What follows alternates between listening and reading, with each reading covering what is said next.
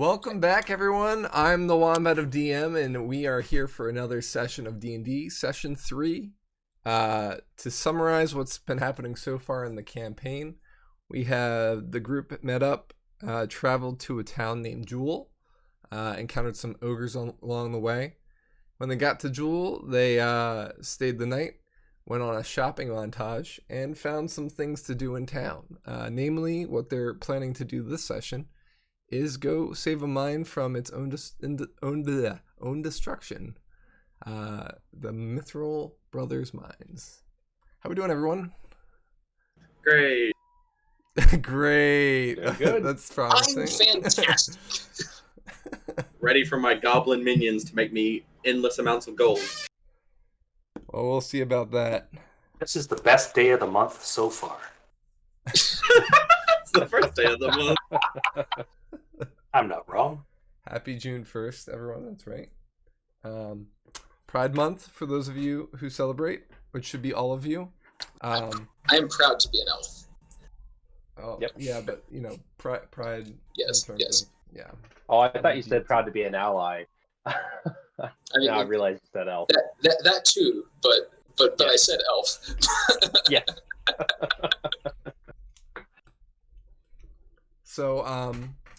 So for today's session, we started off, or I guess we ended off, I should say, with the party traveling down the road, which it's not very far to the Mythryl Brothers mines from town. I mainly have it not on the map because it is slightly apart, but it's probably like where the map cuts off is where the Mythryl mines encampment starts. So the road that you travel down is packed up high. There is marsh on either side, so it looks like almost like druids or a druid over a period of time moved Earth so that it would be up higher than the rest of the land, so that it won't wash over even when the wet months are. You can see that the marshes growth only reaches up to a certain point before it stops because it's too high. So the road's fairly dry, and you'll notice that the land actually rises a bit as it gets closer to the mines, and it gets a bit rocky. It looks like so you know how like there's legends of like pyramids that are stuck under the sands that have been covered by the sands in the Sahara. Think of that, only with mountains in the marsh. There's rumored to be the peaks of the mountains are what are popping out around Jewel.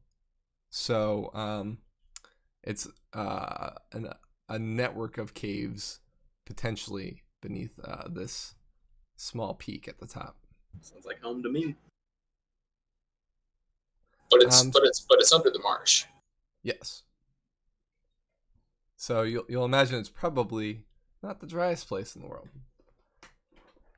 So you get to Mythryl Brothers mines. There's a lot of nothing happening. The area where it was the shipping district that you saw earlier in town, or some of you did, where that might have been having the appearance of busyness and lots of work going on. Here, it seems any work that might have been happening has ground to a halt. If you do see people around, they're not really doing much of anything. They're kind of standing around or keeping guard or like cleaning. There's no like in or out of the mines, so the mine seems to be completely shut down at this point. There's a series of 8 to 10 buildings, 2 large buildings. One looks like a warehouse, one looks like maybe office areas, and then the rest are smaller areas which might be storage or where shops might be, in terms of like areas to like fix equipment or make equipment. So like there's a smithy and things like that. The last thing that you notice in this area is a small hill with a rail that leads from the warehouse straight up the hill. The track has notches to it, and it goes into a cave that seems to rise up out of the rest of it. It's the only rock outcropping that's been dug into, and you see that the minecart track goes into that small cave.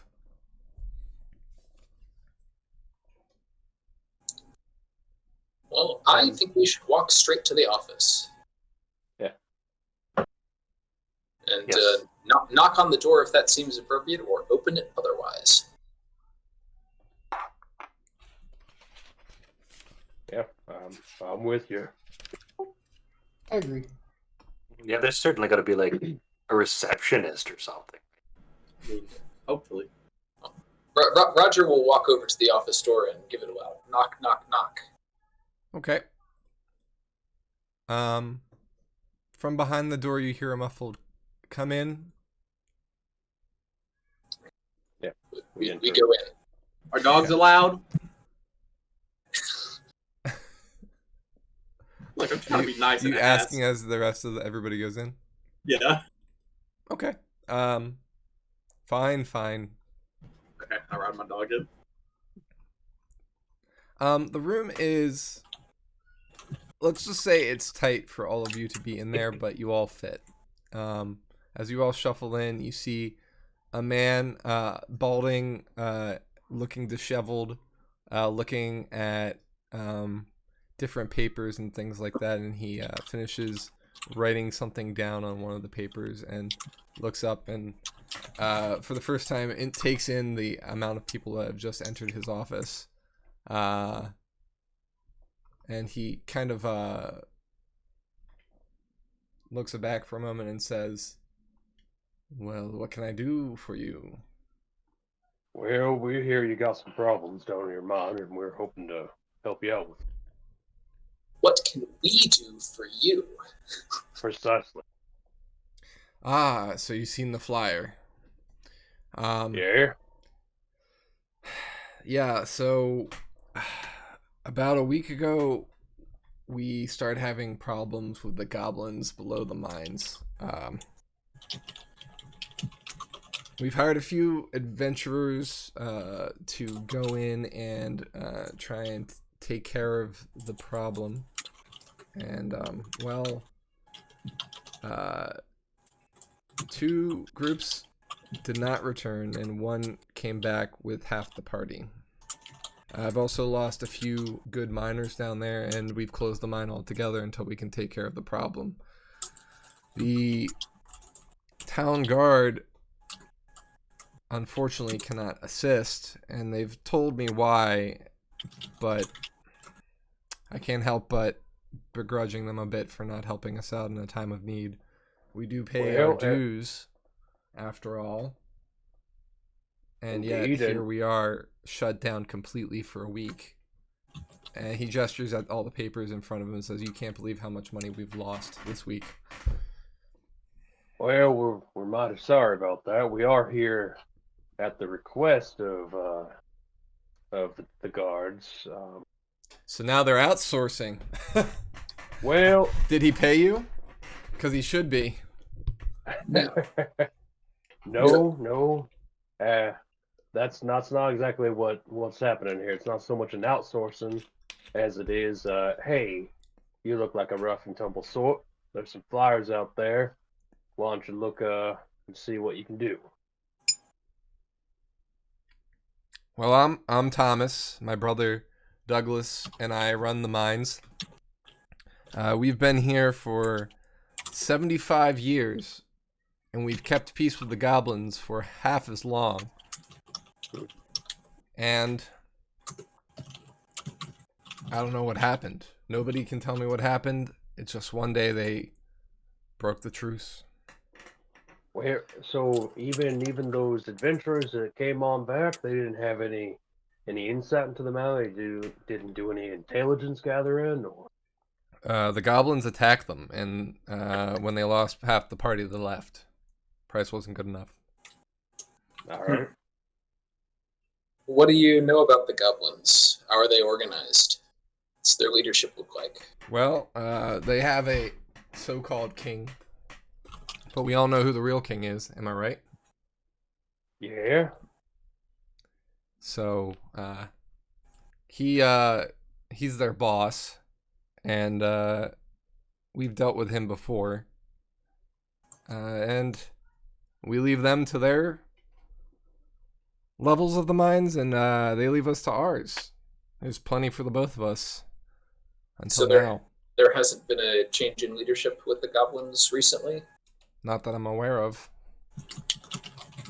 So the goblins, they've entered your levels of the mine. Is what you're saying? Yes. Or they? Is it possible maybe one of your miners accidentally went to one of their levels and offended them, and they took it as like a breakup truce? Usually that would require some communication. They haven't left any, mention of anything. Orrak would actually converse with me and meet with me every once in a while. We actually got along fairly well, and no longer. I'd kill him on sight if I saw him. Where? So you're saying that the goblins' king is Orrak? Yes. All right. That's funny. He's Orrak and you're Ulrich. Yeah. How do you spell it? UL. I think one of the R-I-C-H, biggest got it. differences. Orrak is one is a goblin. ORRAK. So. Oh, AK. All right. Orrak. I think one of the biggest differences between Orrak and Ulrich is one is probably a goblin, and one is not. We don't know. As Ulrich far could as be you two know. goblins on top of each other. That's true. Differences, I'm sure, about at least the height of the goblin. Yeah.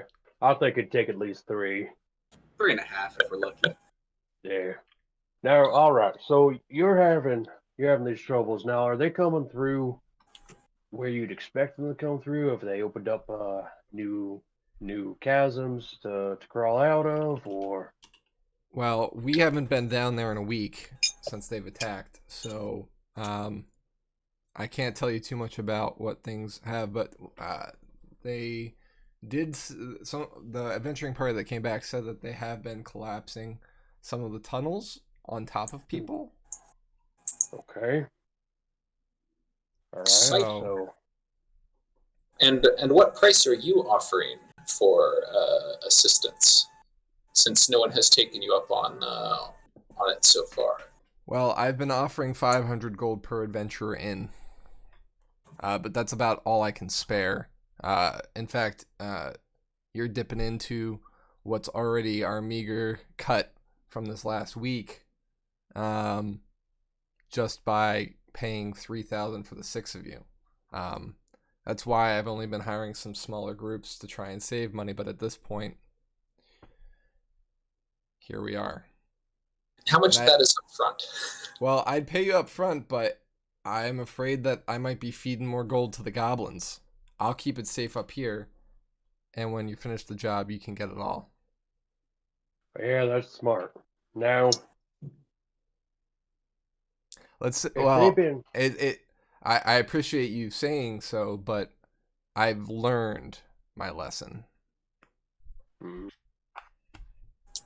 well, if we come across the folks you paid in advance, and should they have their gold on them, we'll consider that the front end of the payment. How about that? Works for me. There you go. And you'll need to get payment and the documents for the agreement from Douglas, my brother. He's the one that handles all the numbers. I handle the logistics. All right. Do you have maps of the mines? There you go. Well, we What- do. What they But- were a week ago? We do have maps of the mines, but they're in the storeroom down below. And the foremans that had the key are both missing. Hmm. How attached are you to your doors? Listen, the mine's already broken as it is. We're going to have to rebuild plenty. Do what you need to do to fix this. I don't care if you're diplomatic and you make peace with the goblins. I don't care if you seal off all the goblins' ways of entering. I don't care if you kill every single fucking goblin down there. Just solve this. Get this done so we can go back to work. I think we can help you out. Here. Zippo, do you have a... No, I was going to say, out of character question. This is a question for the DM. So, I can leave stuff in my ring. Is it possible for me to take my dog into my ring? What's the size limitation of the ring? Let me look. It is a 20-foot radius cylinder with it's 20 feet high inside of my vessel. Can something breathe inside of it? Is there or is it like a bag of holding?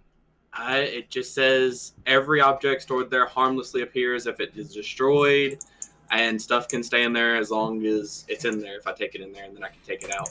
Okay. I'm assuming so you can breathe into it, because if I go into it, I can breathe. So. You can go into it because you've got the pact.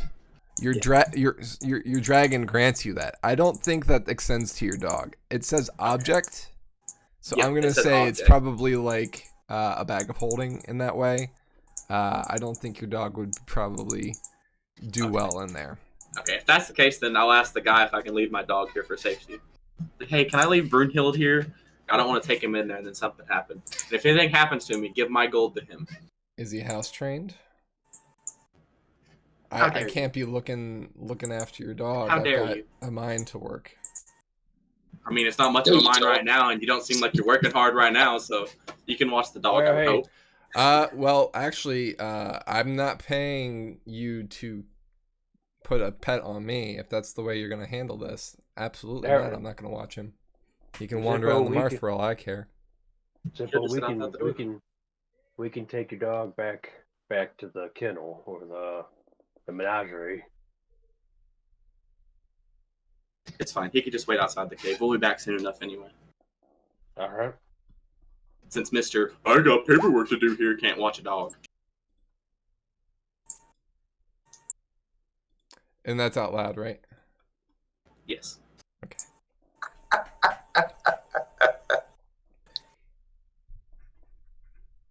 He writes down something on a piece of paper, hands it to Orrak, and says, "Give this to Douglas, and he'll take care of you guys." Yeah, what's it say? You open it up in front of him? Oh, okay, it's sealed. You just said he wrote it on a piece of paper, so yeah, he folded it up and handed it to okay. you. Yeah, I mean, as we're walking to Douglas, wherever he may be, I'll glance at it. He directs you to the warehouses. That's where Douglas is. It has 500 gold per person, 400 for the kobold. If I'm short 100 gold, this mine will be destroyed. Okay? Orrak does not inform Zippo of that, just keeping in mind that he can just hand over 100 to Zippo if he... Good guy, Ulrich. Yeah, we Use head a over pallet. to Douglas. So, we're going to be in a cave, and my thing gives me disadvantage on perception checks in the light. Since we're in a cave, it won't technically be sunshine. How do I get rid of that disadvantage? You just on roll 20, just roll and just take the first number. That's all it is. Okay, gotcha. Or not roll 20, but D&D Beyond. You know what I'm saying? Yeah, I gotcha, Unfortunately, D&D Beyond doesn't detect give me the when you're option. above Yeah, or under. That would be great, but it would be. Yeah, okay. But How also, would it it would know? not be great. I would not like that at all. See, like Google already knows too much about me. I want to know when you're above ground in the D&D game you're playing and when you're below ground. And you'll start seeing YouTube ads and suggestions pop up for like spelunking. Like, what? Honestly, that'd be really impressive from a programming perspective to get that to actually work. So, Yeah, I've had things like that because of games. I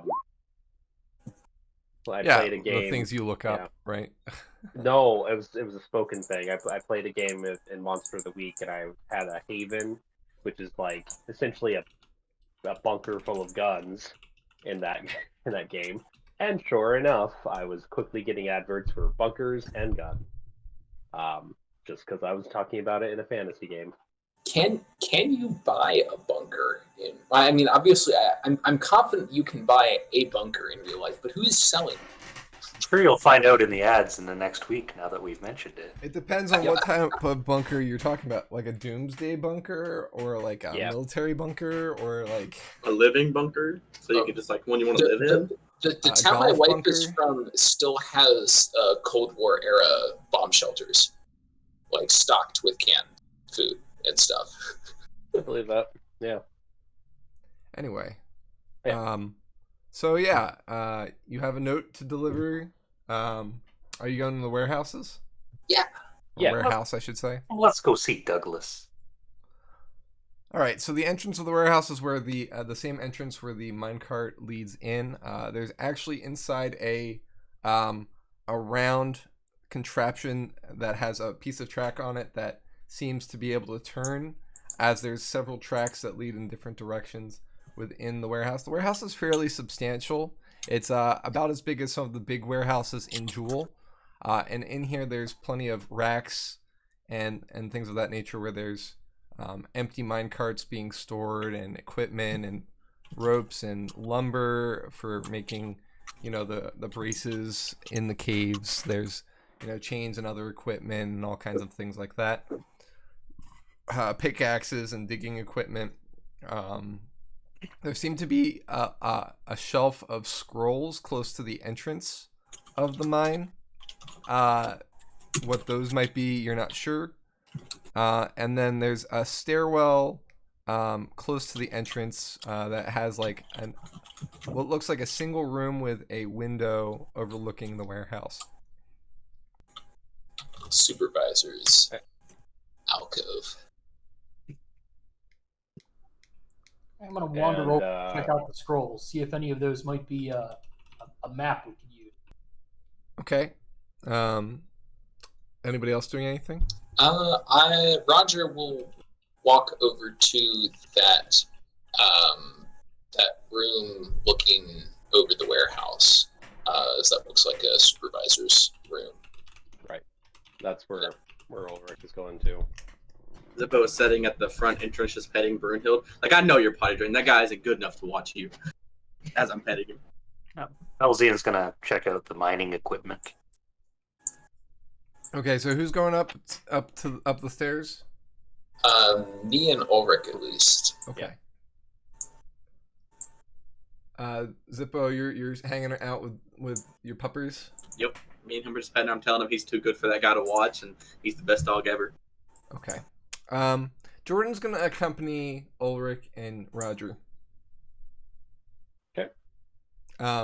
He kind of gives Zippo a pat on the back as he goes past and rubs the puppy's head.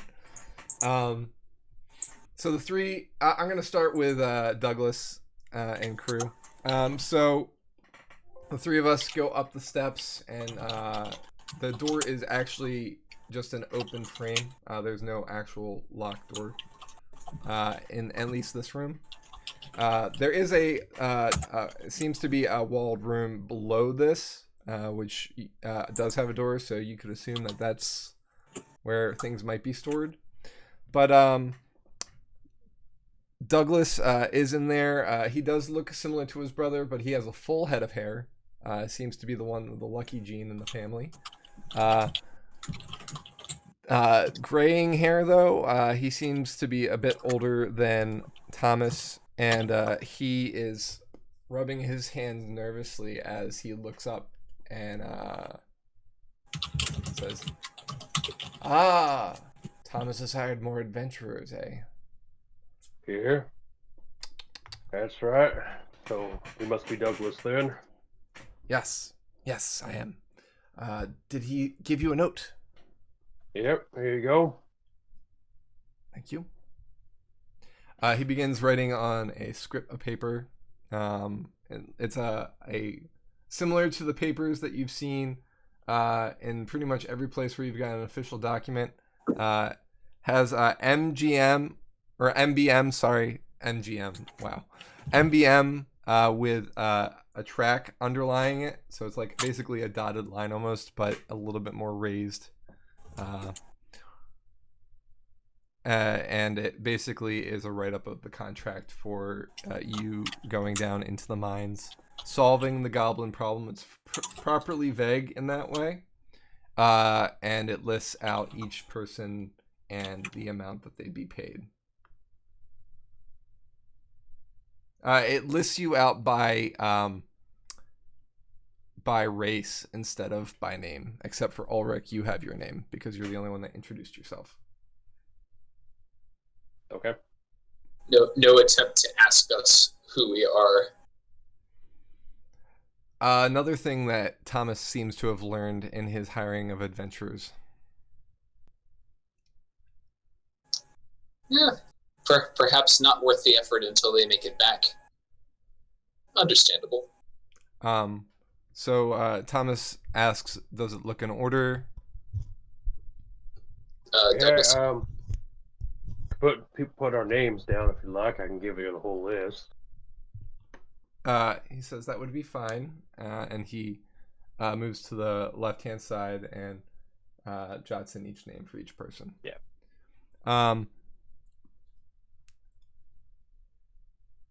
Did Thomas tell you how he wanted the goblin problem solved? He said His anyway exact words were, "Do what you need to do to fix this. Anything goes." Yes, well... He made it pretty clear that he would kill Orrak if he had the chance, though.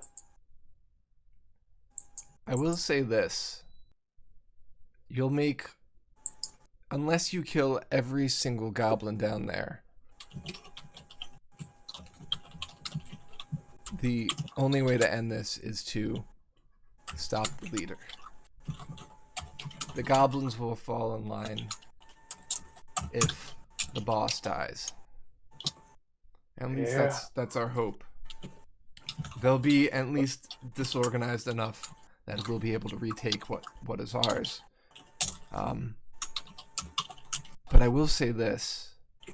I know this isn't much payment for you, but if you save goblin ears, I know the creature collector in town will pay handsomely for them. Well, that's good to know.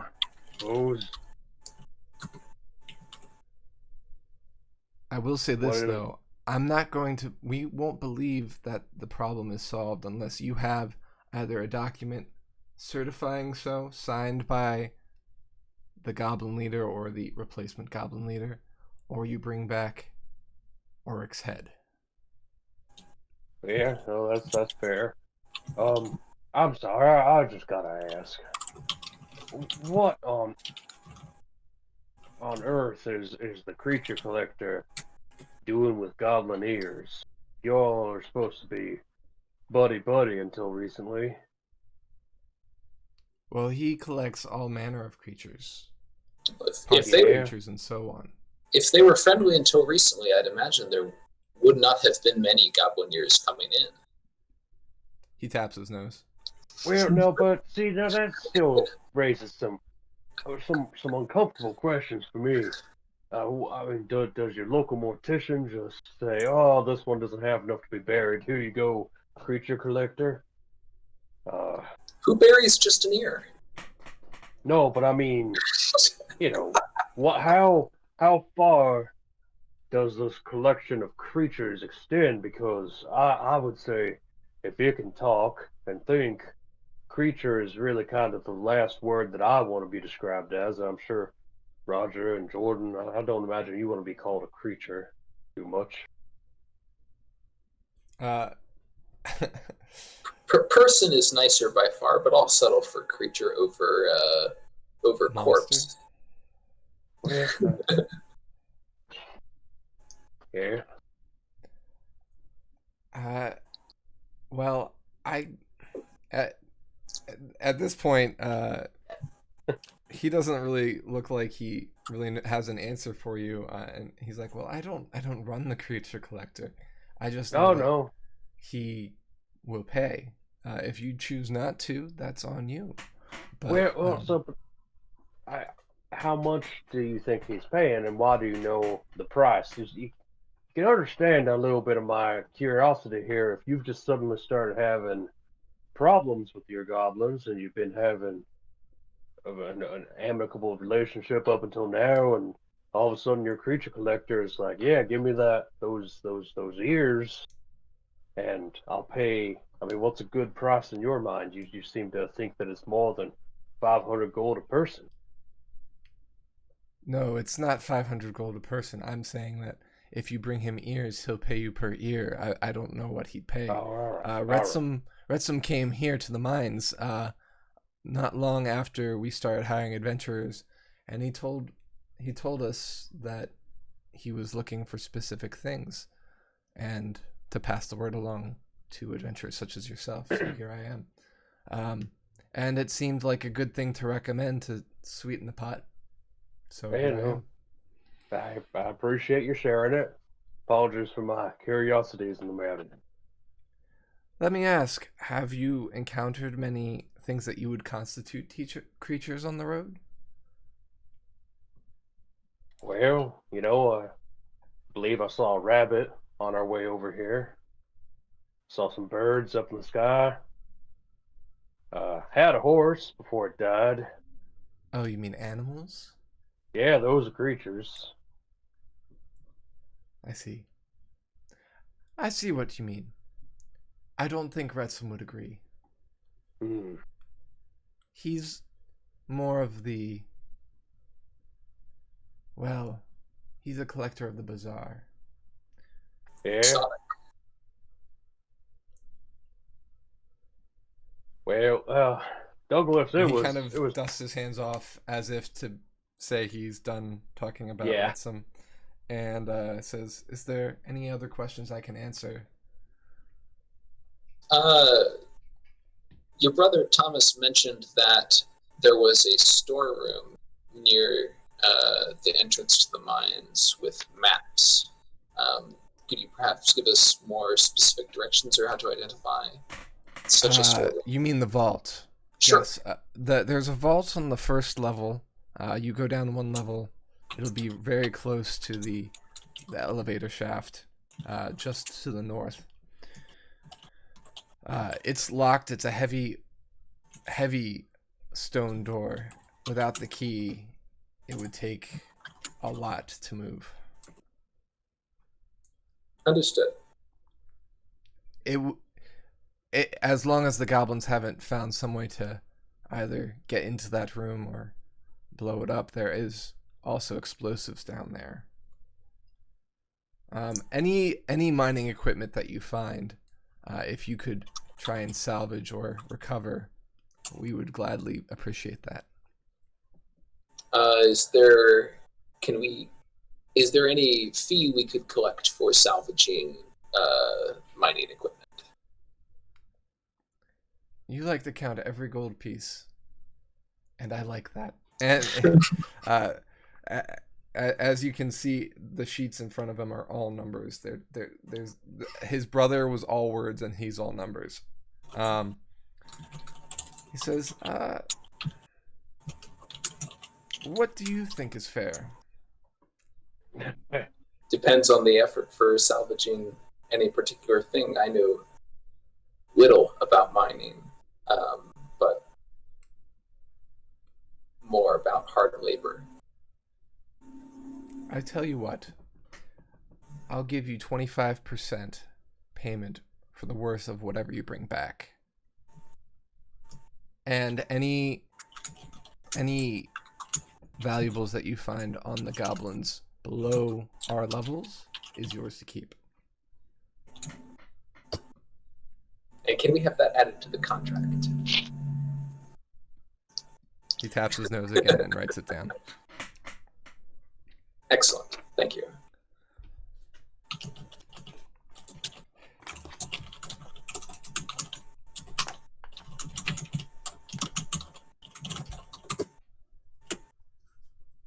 He flaps the paper dry once more, and he says, "Would you like to carry this, or would you like me to hang on to it?"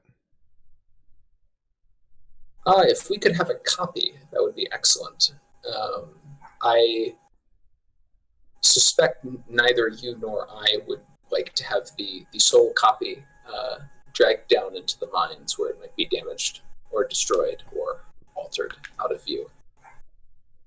He takes the pad that he was writing on, that he ripped the note off of, or the contract off of.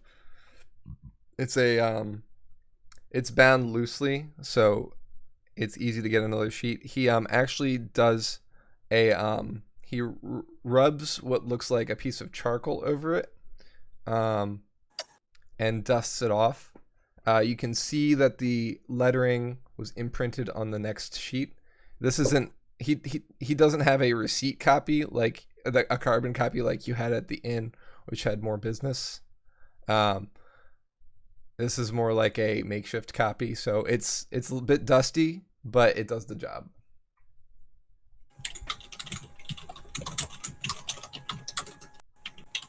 All right, excellent. I don't think I have any more questions. No. Well,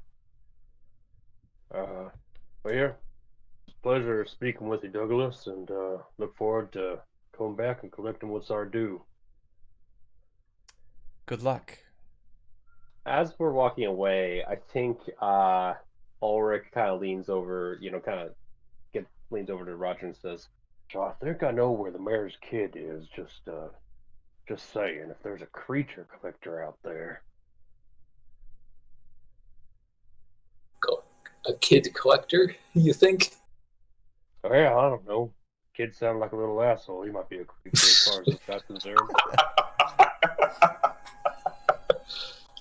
Maybe a good place to check before we spend a bunch of time chasing after nothing. Yeah. I mean, it might be nothing. He might just be building a weird taxidermy.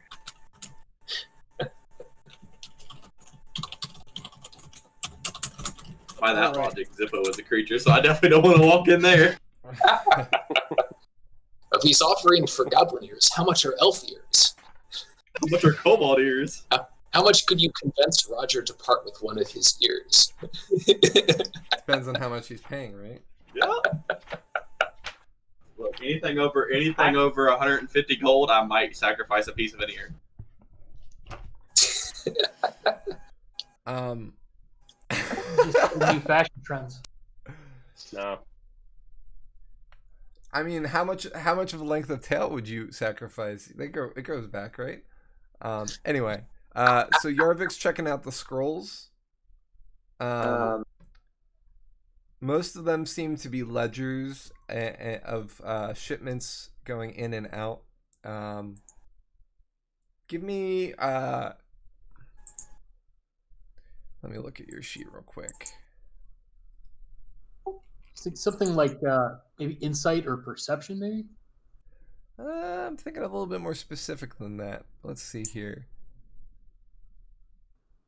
Yeah, give me an Arcana check. Arcana check.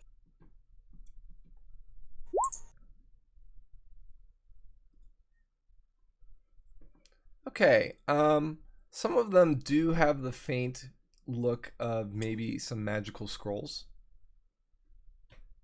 Okay, I'm going to note those because Yarvik is thinking that his thinking, obviously he didn't hear that conversation, but his read on the situation is he's pretty sure the humans are the cause of this. It seems very unusual that such a long-standing relationship would be upset so quickly.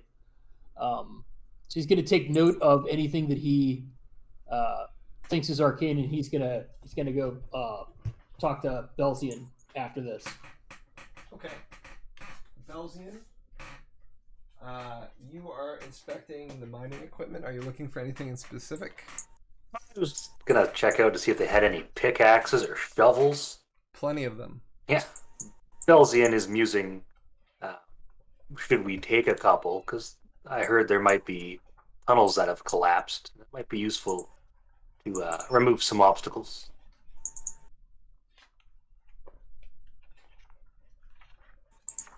Okay. Maybe grab a shovel and a pickaxe. Or write an IOU in the journal and just leave it there. There doesn't seem to be anybody around watching the materials, so you pick up a shovel and a pickaxe. When I write an IOU, it says, "To whom it may concern, you may have noticed that some of the materials have gone missing. But worry not. When we are finished with our little goblin delegation, it shall be returned." And then he runs out of room on the piece of paper, so that's all he writes. Okay. And where do you put it? Oh, I'm just gonna carry it around, and then he's gonna go check in with Yarvik and see what's going on with the scrolls. You're not putting the note down. You're just carrying it with you. Oh no! Put the note where the pickaxe and the shovel were. I'm guessing Okay. they're on like a rack or a shelf or something. Yeah. So the pickaxes are in one rack, and then the shovels are elsewhere. But Is there a nice spot right between to put a note? Yeah. there's because they're racks. There's like pillars that support each rack, right?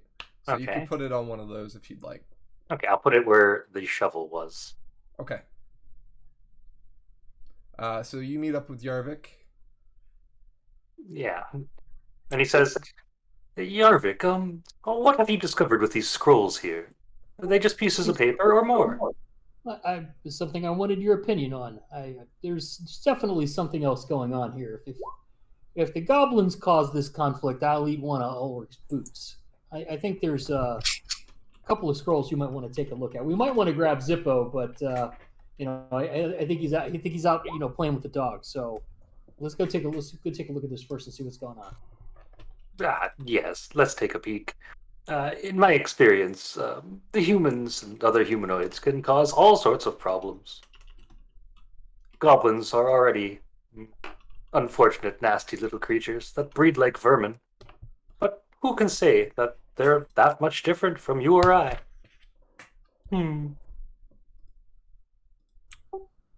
Take the opportunity to grab a light up the pipe while we're heading on back. Okay. When everybody So- gets back, Brunhild is on his back now, and Zippo is just furiously rubbing his belly. Okay. Is he getting a shaky leg when you get like the stomach Yep. spot? Yeah. Yeah, right on the perfect spot. So everybody meets back up.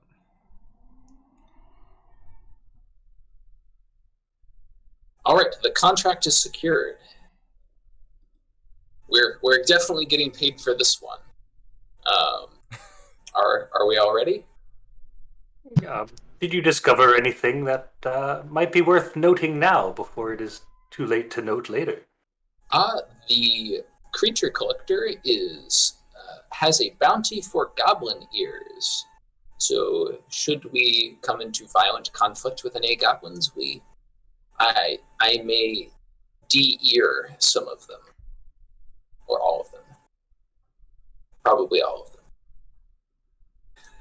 Well, as much as I'm okay with a little bit of conquest here and there, I think we should try to come to a peaceable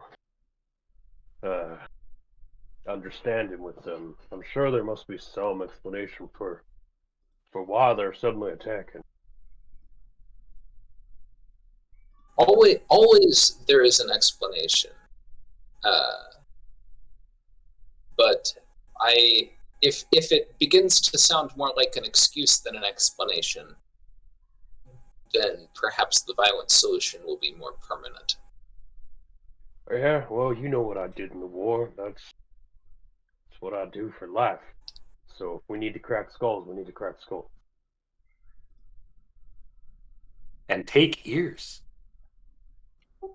Yeah. Crack I've skulls been and take bodyguard. ears. That's our motto. Put it on a shirt. The Skull Takers. That makes us sound like the bad guys. That's Are why we I the- flinched after I said it. Are we the baddies? I don't know what you we've are got yet. skulls on our uniforms. Once we all get ready to start leaving, Zippo's gonna pet Brunhild, and like tears are gonna come out of his eyes. Like, you just stay here. I'll be back for you in a little bit. Ro? Stay safe. Ro? Stay put. Stay right here.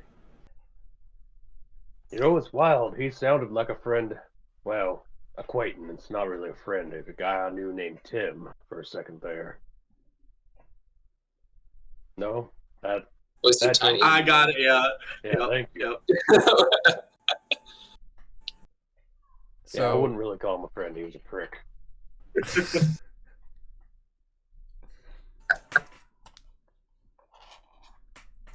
I always thought he knew how to Let's improve go my to the house better than I mines. did. Yes. I'm going to suggest that we make a pit stop and check out those scrolls first. Sure. Cheer up, Zippo. We might have something. There's something over here that reeks of magic. You might find this interesting.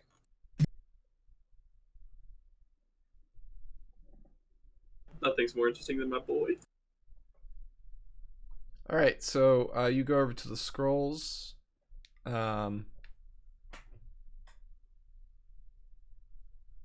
Is anybody doing anything about them?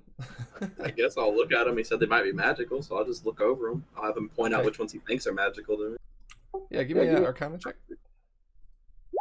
Oh, I don't know nothing. I'm too distraught. My boy's got to stay out here without me. They do seem to be magical of some sort, but you don't really get much off of them. Whatever magic it is it's fairly low magic, probably a 1st or 0 level spell. They are magical. It's not a big spell, so it's not. It could do damage, but probably not a lot of damage. And as you probably can imagine, scrolls that are in a warehouse for a mining thing, they're probably going to be something a little bit less damage and more utilitarian. It's probably a scroll of light for the humans that are doing the mining and can't see underground. This is a good time to ask the question. Who can see in the dark and who cannot? I am pretty confident I have dark vision, but let me double check. Everyone but me should have dark. Where do I go to find that? Feats and traits, and then you can go to racial traits, and it'll let you know underneath there. So you're a halfling, so I think you have... Is low light a thing still? It's I just have- dark vision. I think it's just dark vision now. Roger has 60-foot dark vision. Yep. Which I think is standard. Yeah, Belzian is the same. Yep. I see I'm sorry, Lucky. could you say that again? For Roger? 60-foot dark vision. Okay. So...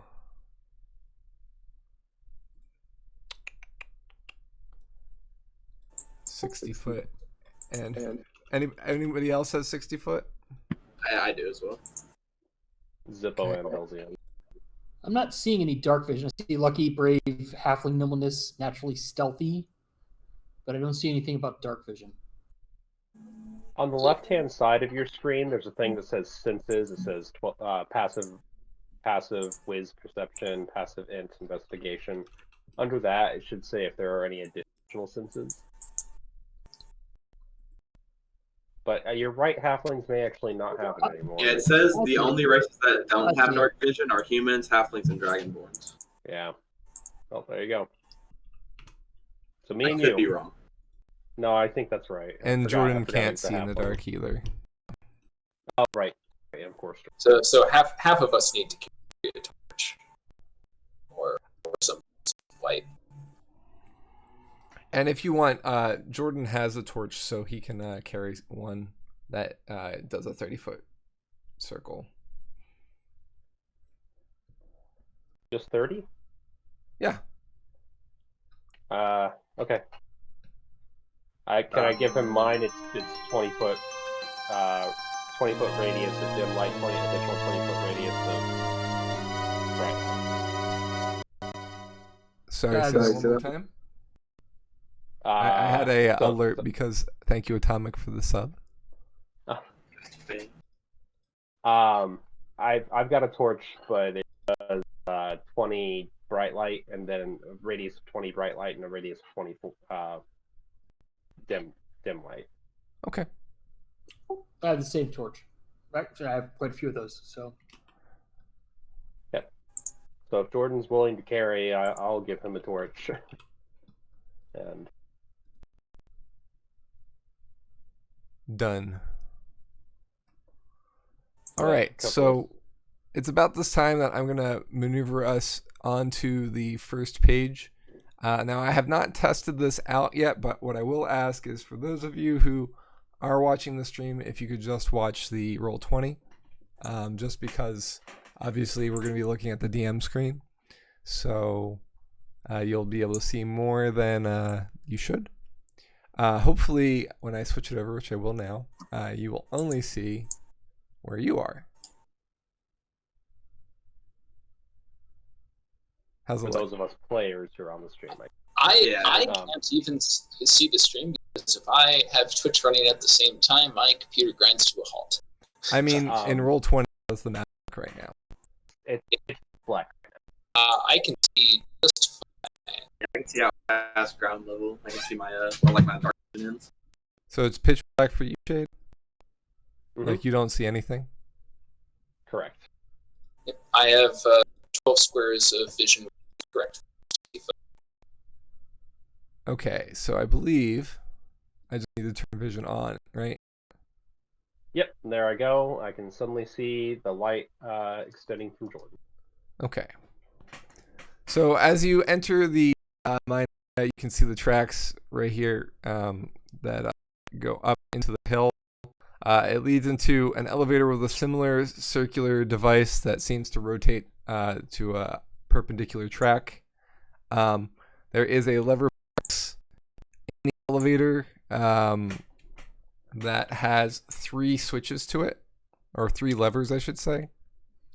It looks like the elevator is mechanical in some way, shape, or form. Okay. Are the switches Well, I mean- labeled in any way, shape, or form? They are Right. not. Exciting. Where? What positions are they in? All 3 are up currently. And what can those of us with dark vision see regarding the elevator? And is the elevator at the topmost position? You Like that see would- that the contraptment is above you that powers the, so you can see the mechanical equipment kind of inset into the ceiling with and framed with wood, similar beams as the ones you saw in the warehouse.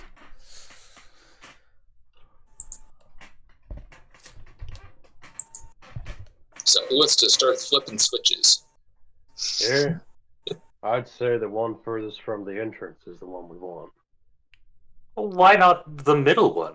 The important things are often placed front and center, so they're easier to All right. locate. I'll compromise and suggest that we do the one that neither of you suggested. How There about we looking? go. How about which one's the most worn, or is it labeled? Give me a perception check. It's not labeled. I will do just that thing. You'll also note that the elevator is actually only it's 10 feet wide by 10 feet wide, so it would fit 4 people comfortably. You all could squeeze together because you're friendlies, but you wouldn't be able to continue occupying that space in combat. I counted small, so couldn't I hide underneath of them, like in between their legs? I rolled a 21. 21. All right. All of them seem to be worn, but the one that seems worn the most is the middle lever. As far as small creatures go, how does that work in terms of occupying the same square? 2 sizes smaller. 2 sizes. So unfortunately, no, you wouldn't be able to, unless somebody was carrying you, of course. Which, for the sake of this, I think I'll have them up on my shoulders. Is there a posted weight limit for this elevator? There is not a posted weight limit for the elevator, but you would assume, based off the fact that this is a mining elevator and it carries mine carts full of stone and other things, that it could probably support the weight of 5 medium and 1 small creature. Seems reasonable. So I guess we'll pull the middle lever and see what happens. Yeah. So here's an important question. Are you all on the elevator when you're pulling the lever, or is it just Roger at this point and everybody's going to see what happens? I'm not doing this by myself. Yeah. Belzian has never been on an elevator before and is actually pretty excited to see how this all pans out. It was just on Ulrich's shoulders. Yeah. Okay, so everybody's on the elevator. Sounds like Yeah, it. Yarvik's gonna, Except you know, for kind of, Yarvik, maybe? he's gonna kick the side of the elevator and give him the side eye and then slide on. He's gonna be, up to somebody's there. All right, Roger, I'm This putting you is at the lever. The lever. Okay, you go ahead and put me where the lever is. Is right about. Sorry, just to clarify, the lever's inside the elevator. Correct. Okay. Yeah. The contraption, however it works within the elevator compartment. Yeah, as we're all kind of crammed in here, Ulrich says, maybe we ought to ask them to increase the rate a little bit since they didn't see it fit to tell us how to work the damned elevator. And because they couldn't watch a dog because they were too busy doing paperwork. So Yeah. where exactly did you leave the dog, by the way? Just at Outside the entrance to warehouse. cave? Or outside the warehouse? Okay, all right. Outside the warehouse. That way he's far enough away so if the cave does collapse, he doesn't get by rubble. Got it. If we die, I don't think the dog's fate is really all that important. I will come back as a ghost and haunt everybody that did not take care of him, okay? The dog can be your next character, too. I will be the dog's patron, and he will become a warlock and destroy everybody. All right. All right. So you've pulled the middle lever, and you hear an audible ka-thunk sound, and the elevator rattles, but does not move. Well, Right. time to start randomly pulling levers until we hit a combination that does something. Do you keep the lever down or put it back up? I'm gonna pull one of the other levers. We'll leave this one down. Which one, the left or the right one? Left. Okay. You hear the worst grinding sound that you can imagine as the elevator begins to try and rise in the compartment, and it begins hitting the top of the shaft. All right, I will quickly put that back up. The elevator begins swinging a bit as it comes to a stop. It's about 2 inches. No, I would say about a foot up above the track now. Okay. That's impressive, given that it was more or less at the top to begin with. Yes. So there it was some leeway space, and you have taken that leeway and run with it. Hey. Let's try the right lever. Yeah. Keep your hand on that middle lever, though. Just be ready to throw that, because if this thing... I just got a bad feeling we're going to be moving fast. I am prepared to feather the middle lever if need be. All right. So you throw the right lever. You've put the other lever back in its original position, right? The left one? Yes. So you throw the right lever, and the elevator begins going down. I would say it's not fast, but it's not slow. It's kind of a medium pace. It's and you can hear the metal gears above you working and going as the cable that holds the elevator begins lowering more and more, and the entrance to the mine disappears. You can see rock wall flecked with reds and browns, there's some water leaking and some like moss growing on some of the walls as you're passing. It's all reinforced with those beams that I spoke of. After about 30 feet, the passage or the walls open up a bit, and you see that you are now in a larger room that has is a square structure to it, and you're lowering into a cage. And then you begin. And by cage, you mean like a cage around the elevator? Yes. Or like a... Okay. All right. So you continue going down. And you disappear back into the rocks, and you continue to lower. I will note that the square room had 4 tracks going off of it. I'll actually move your characters to the room to show what you're passing. Does this have like entrances from the elevator perspective where we could get off and investigate, or? Yes. Here, I'll Roger, since you're the one that's here, there you go. Did anybody ask how far down the human levels go and where the goblin levels They start? mentioned that the level 1 and 2 are humans, and anything below that is goblin. So the goblins are keeping up with stuff themselves. Maybe we don't go all the way to I'm inclined to investigate the first couple of levels here.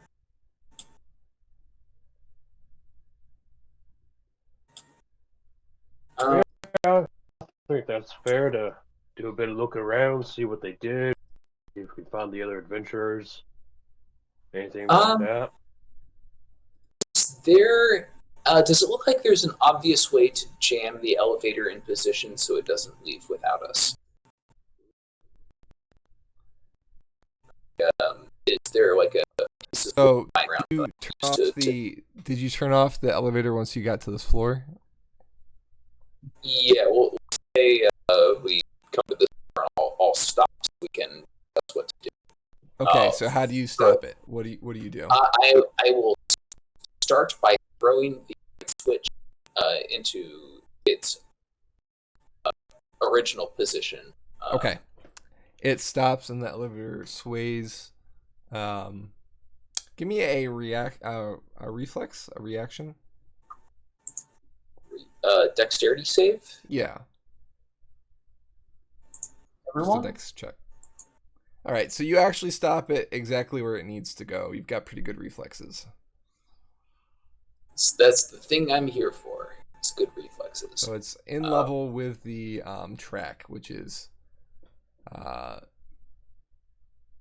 horizontal. If you're looking at that. And I will tentatively return the middle lever back to where it was previously also.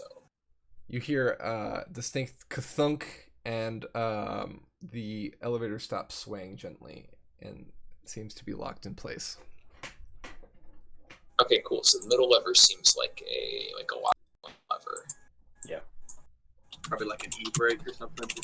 Like a clutch or something. Does there look like there are any mechanisms in here aside from the middle lever that I could jam in its particular position to keep somebody from like quickly stealing the elevator and running off? Give me a. It's gonna be a check. I'm just trying to think of what check. An investigation, I would say. Okay. 23. So you're of two minds of this. You could certainly jam the levers so that it would be hard for somebody to throw However, there is also the fear that this could also damage the elevator and cause it to be inoperable. I won't take the chance of breaking the elevator. If we can't safely lock it in position beyond what the levers are doing, I'll just leave it as is. I hope everybody agrees with.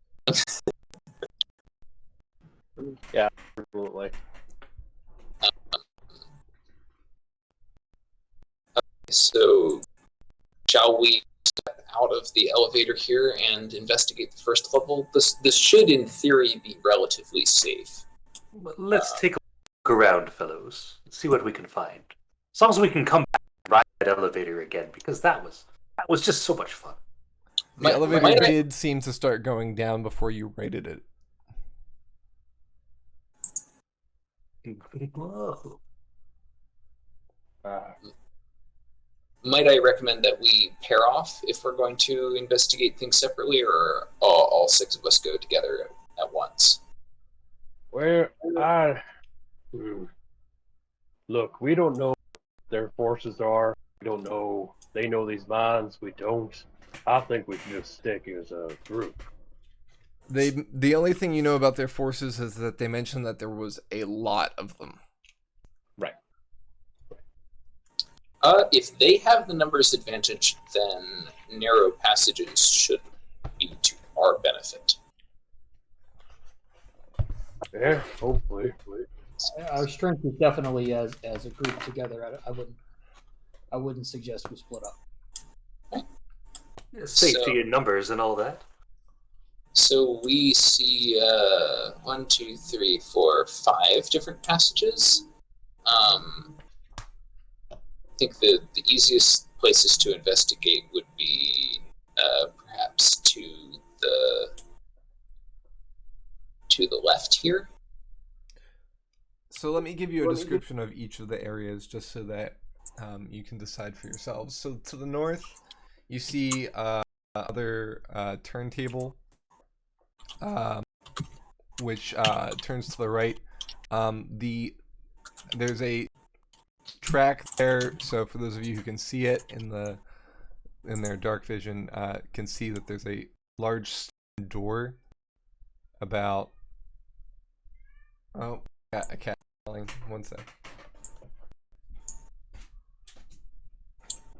Yes, Midnight. Come in. Meow.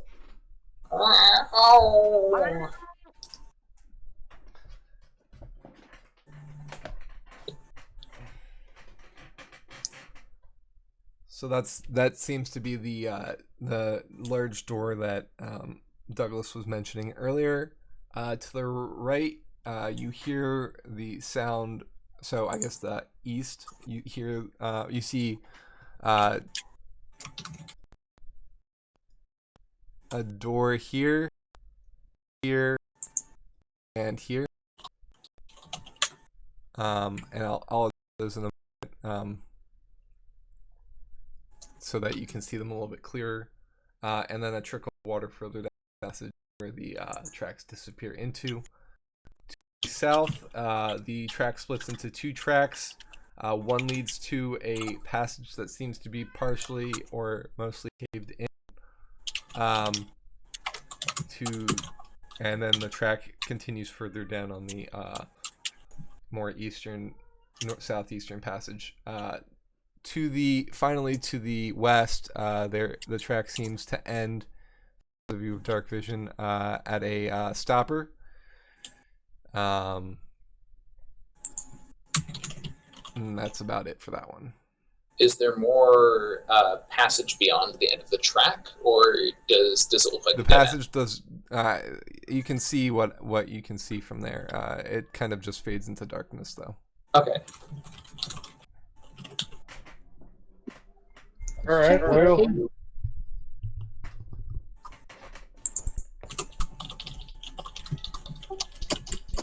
Jarvik's kind of curious as to the cave in there to the southwest to see if that may have been where some of the previous adventurers met their demise.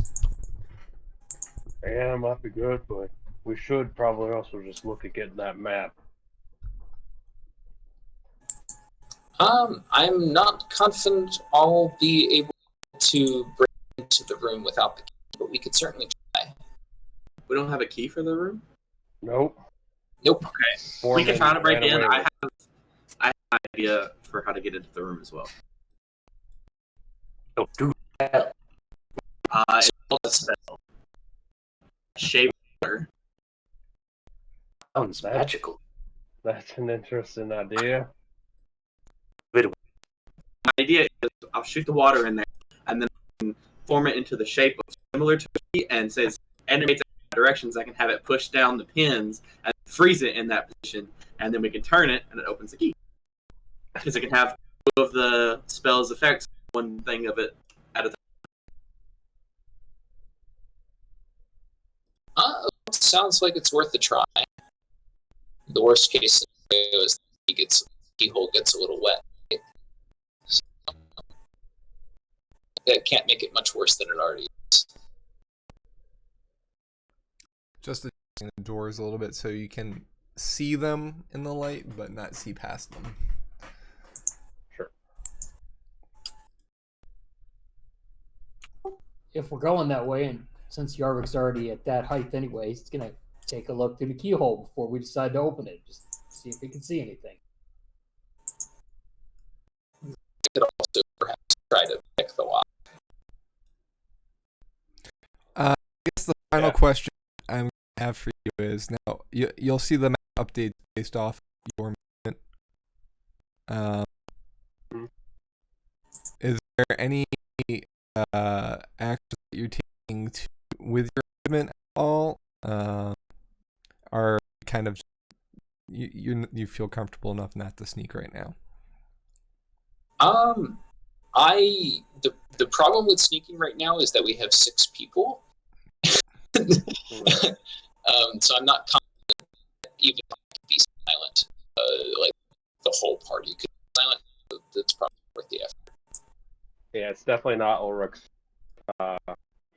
point. Belzian, clad in sandals and a robe, is probably pretty quiet, but is not making any extra effort to be quiet.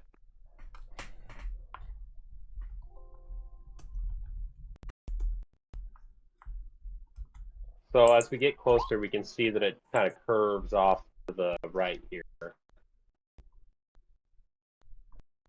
Yep. You see like the path. My dark vision is giving me more than what it should, because I can see something I don't think I'm supposed to see. You have 60-foot view, right? Yeah, okay, well, when I get to here, I'm like, there's a goblin around that corner. Lovely, do you say that? No, just loudly enough. I'm on Orrak's shoulder, so I'll just whisper it to him. Okay. Yeah, at that point, I think as soon as you say that, Orrak kind of puts you down gently and kind of like pats you on the head and looks to the rest of you, has his axe over his shoulder, and says, "Hey, we just want to talk if you're willing to talk."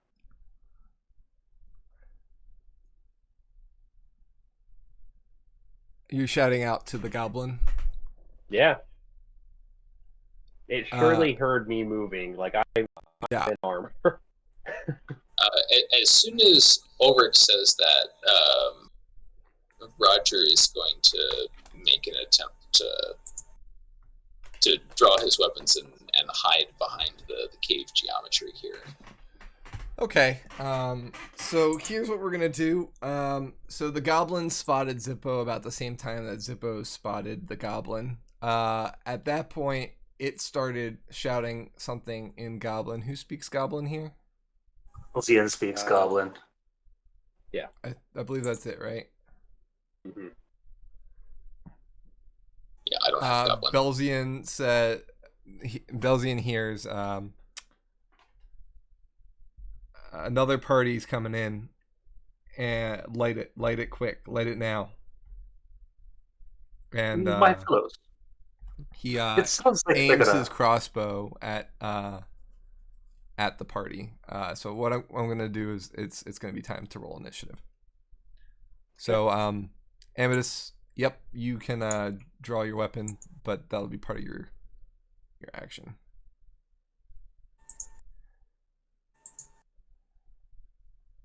Oh, hell yeah. Natural 20 on initiative. Very nice. Nice.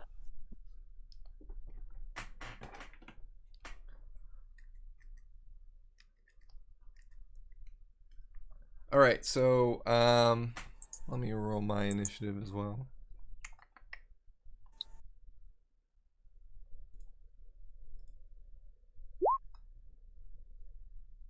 Cool. All right, so anybody above 20? Me, I have a 25. All right, anybody have a 20 or less? Or 19. 15 to 20. Okay. 19. So Jordan, Ulrich, Zippo's got a 15. Zippo, Belzian at 11. I'm all the way in the basement with 9. Ooh. 9 is only slightly below average.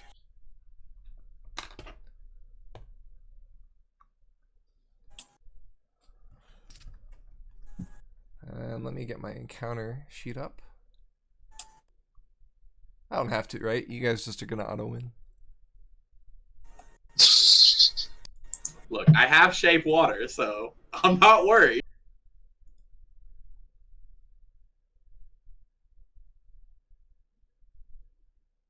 All right.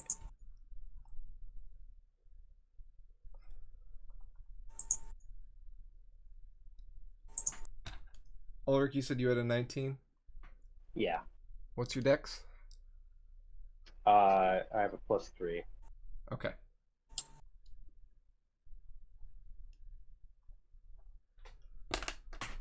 All right, Roger, what you doing? So I can't currently see whatever goblin we're looking at here. Let me check on your vision because you should be able to see it. Oh wait, maybe he's just out of your vision. Yeah, he's just out of your I think vision. he's just out of my vision.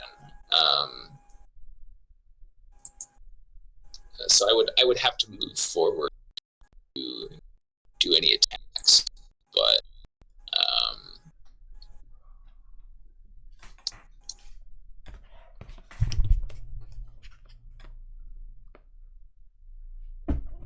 perhaps for the purposes of surprise, I could do that. I guess the good news is if you can't see him, he can't see you. It's true. I don't like those numbers. And talking So is a free currently, action. Zippo, you can see them. Can anybody else see them? I cannot see them, but I heard what they said. Can I relay that to my fellows? Yeah. Belzian pipes up. Well, my fellows, I suggest holding a moment. It seems they've been expecting us. Perhaps have a bit of a welcoming party arranged. They said they're going to light something up. Probably not a cake. Fair. Does 5th edition have the concept of readying an action? Yes, it does. Yes. It works off of your reaction. You have to specify exactly what it is and what triggers it, and then you're essentially concentrating the entire time. So if you were readying a spell, you've used that spell slot. If it comes to your turn and you don't get your ready action, like if what you set as the trigger didn't happen, then you just basically did nothing. And if you use a spell slot, the spell slot's gone and you didn't get anything with it. Right. Yep. It's very similar to 3-5. Yeah. Okay. I'm thinking of moving up against the wall and just readying an action in case a goblin pops into view to fire an arrow at them. Feel free to move yourself, and you can see basically where you would be at, where they'd be able to see you or not. I'll take whatever you place down as your where you settle. Now, just do me the favor of I'm saying that. Don't use it to like peek and then come back. Just to, you know what I mean. But like if you're looking to be just out of sight, of them and do a hide action, you could do a move and then take an action to hide as your turn, rather than, shoot if you want. Well, as a rogue, you can bonus action hide too. Mm-hmm. Yeah, I think I would move probably strafe around Zippo to get a view of what's going on, since I happen to be first here. So I'm assuming you're going to hide and then move,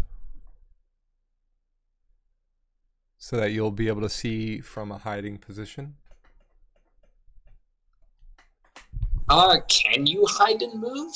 I don't you have to be like behind something? See, it seems like it'd be more beneficial to move and then hide, since they already know we're here. Fair.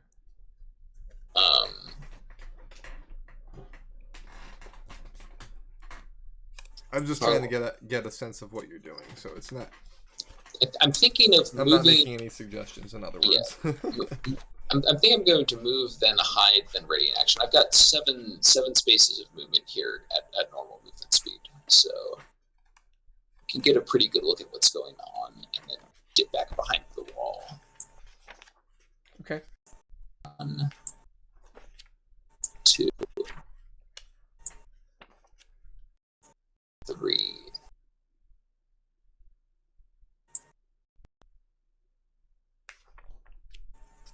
4.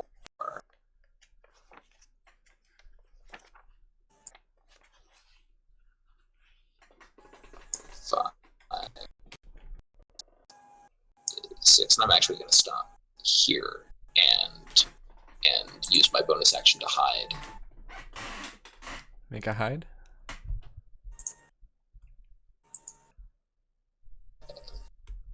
20 on the stealth roll, and then I'll ready in action to fire an arrow at the first goblin I see.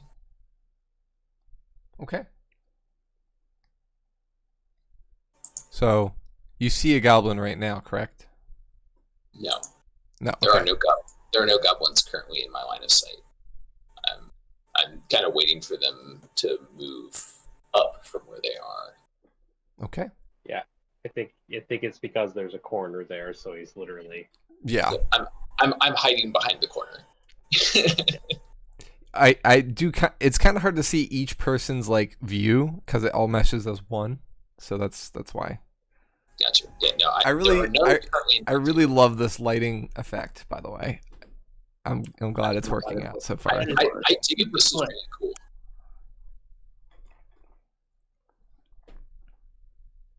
But yeah, that's it for me. Okay. Jordan's gonna move up so people can see. He's gonna move up behind Roger, and he's gonna. I would say. Of course, I clicked off of my character. What am I? Some type of noob? I think he's gonna hum quietly. Some inspiration for Roger. Some bardic inspiration for Roger. I feel inspired.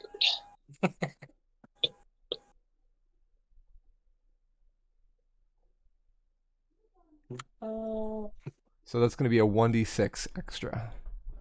To which thing? Whatever roll you choose. It's going to be either ability check, attack roll, or saving throw that you can use it on. Okay, I'll keep that in mind. And take a note. There's it's not just you feel inspired. There's actually a tiny shining light that hovers above your head. It's not going to be perceptible for like people to. It just kind of looks like the flicker of a flame from the torch that Jordan's carrying. It doesn't look like the green diamond thing from The Sims? No. Oh, okay. It's more like the yellow or the red diamond. So it's called a mote of potential. So when the creature rolls the bardic inspiration die to add to an ability check, the creature can roll the bardic inspiration die again and choose which roll to use, as the mote pops and emits a colorful, harmless spark for a moment. So you can, if you don't like the roll, you can try re-rolling it.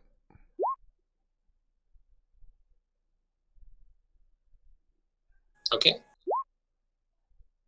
At least for a check. For an attack roll, here I'll just I'll put it all in.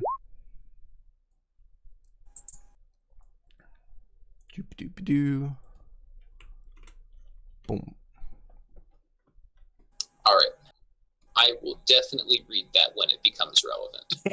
Sounds good.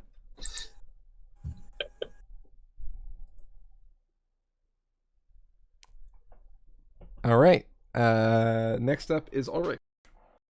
Yep, Ulrich is going to move 5, 15, 30. I was hoping the light might carry over, but he's making himself known. Since Jordan's and- carrying the torch, Yep. you gave it to Jordan. Yeah, unfortunately, you don't have it. I was just kind of hoping that maybe like it flooded around the corner. It was just a matter of me getting in vision. Right. But yeah, I think he'll say, "Hey, we don't mean any harm. We're just here to talk." Are you attempting diplomacy, or is this just a chat? I mean, yeah, I think he's trying to show that, like, hey, it's some form of diplomacy, but it's in common, so Right. Yeah. Give me a persuasion check. sure. Roll at disadvantage. At this 19. 19. Okay.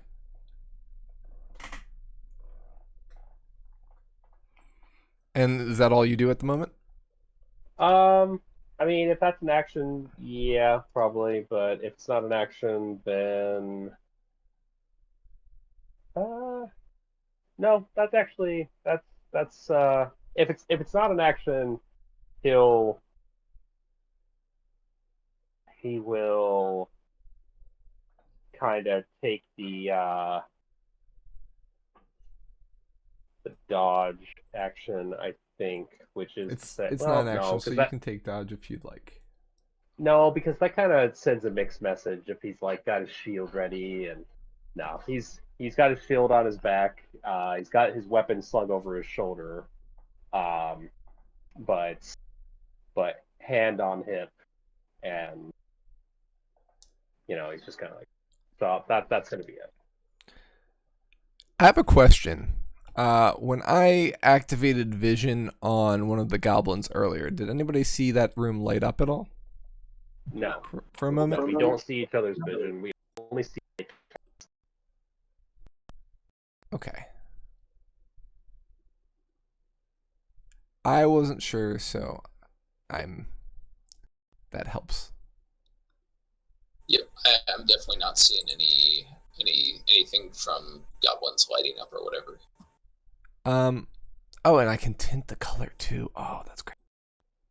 I do think that Jordan's got a little bit larger light bulb than he should, but not a big deal really. So I have it where Jordan has low light 40 and bright light 20. It should be low 20, bright. Or, well, actually, bright 40, bright 20, low 40. Yeah, that's what I said. Oh, okay, you did say that, yeah. Maybe they changed it. So it should just be 2020 then. Because that's silly.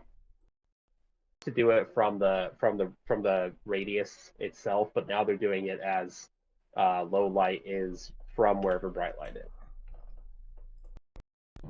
How's that? That's perfect. Cool. All right. So You don't see any of the goblins appear, Ulrich, but you do see 3. Well,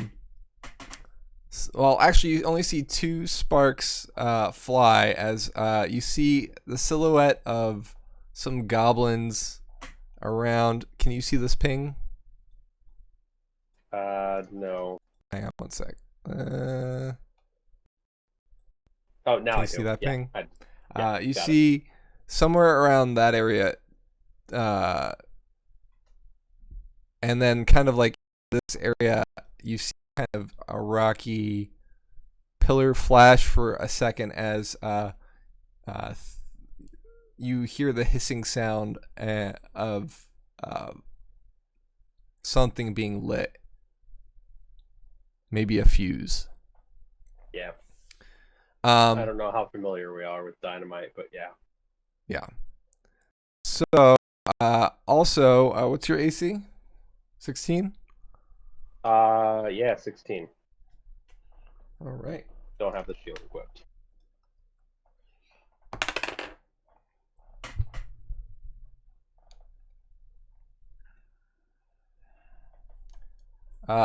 An arrow goes whizzing past you, and another one sticks into you, dealing... That's not the right one. Sorry. There it goes. Oh, 8 points of damage to you. Son of a bitch! Alright, Globus is off.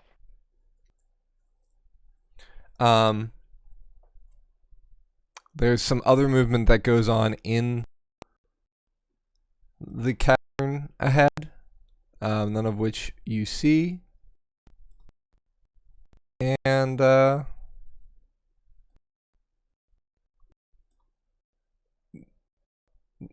some of you might see some goblin movement, but not all of you. All right, Zippo, up to you. I believe one of those goblins has popped into Roger's field of view. Does that Okay. trigger my ready to action? Can you see it? Yes, you can. Go ahead. Yes. So we'll You see it. You see it.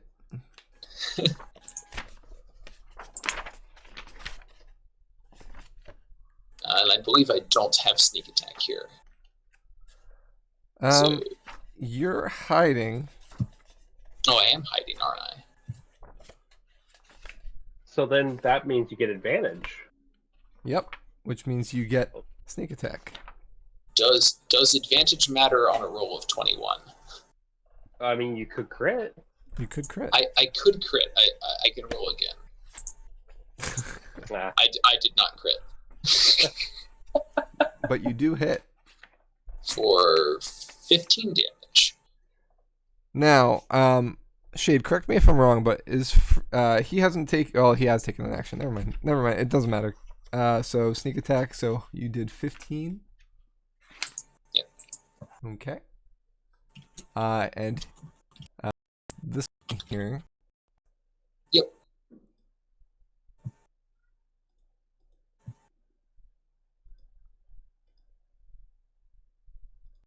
He promptly died.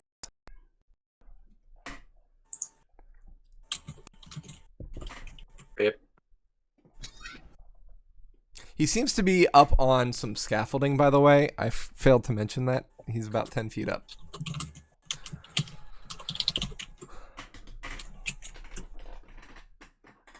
Are you doing anything else? No, I've already taken my turn. That was just my ready to action. That's true. Zippo. Okay, I'm gonna move up next to Ulrich. Okay. Okay. And I'm gonna fire at the one that is next to the one that just died. Okay. So you see the scene. So I can just look at one person's view, right? Try clicking on one. I think it's L. Like Control L or something like that. Yeah. All right. So You see that there's some goblins down by some barrels that are currently lit and sparking. They are on a short fuse. And you can see that there's more scaffolding in the room as well, with a variety of goblins on some of them. So you're firing at the second one up on that one scaffolding. Go ahead. 23 Eldritch Blast. That's a hit. And it does 11 force and 2 fire, so 13 damage. Okay, he's still up. And is talking a free action? Like, yes. Can I just tell, or okay, I'm gonna look at Orrak. They got some barrels lit right there next to that pillar.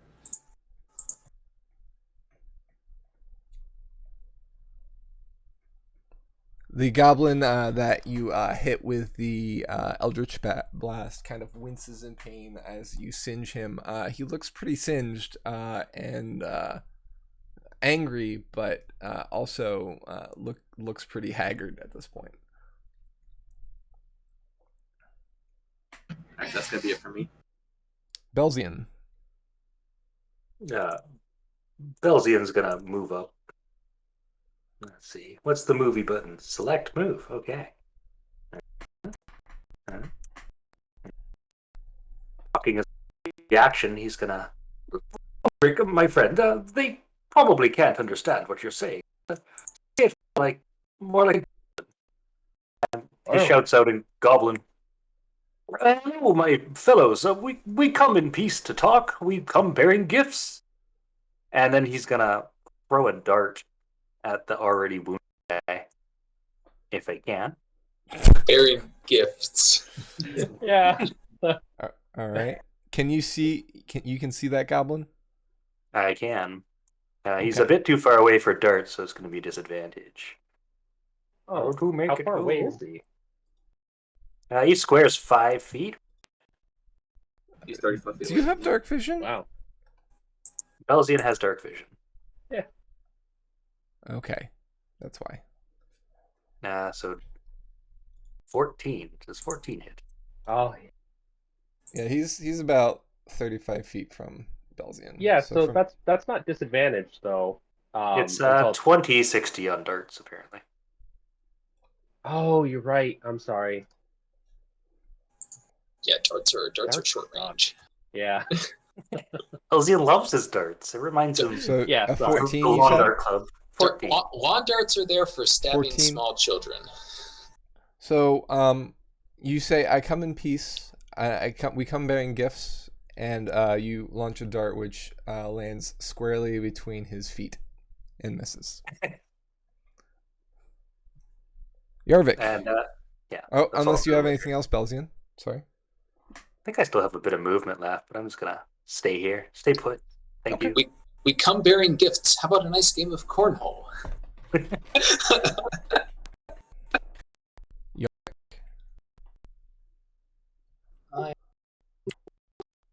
I have at my right. I have to change my key binding for my for my push to talk. Hang on. Just drag it around. Oh, where did you go?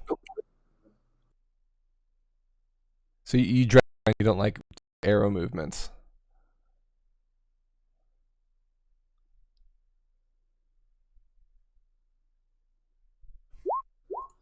Yeah, the right arrow key, if you press it, which is what I normally use for push to talk in this, that moves my character on the sheet. So yeah, your arrow key moves your character if you select it. So yeah, didn't know that. So I'm gonna move up here and get my bow ready, but I heard Belzian obviously say something about light it up. They said light it up. I would like to check out the cave walls, whatever I can see, to look for fuses or dynamite or anything like that. See if we're in the middle of a trap. Okay. So you're only able to see right around, not even around the corner, so you can't even see fuses from where you are. You just see kind of the curve of the track go to the darkness. I'm looking for like not where we're going, but where we are. Mhm. So like the walls around where we're at. Okay, gotcha. Yeah. All right, See, give like me if they're going to drop a perception cube check. on us. Give me a perception. Mm,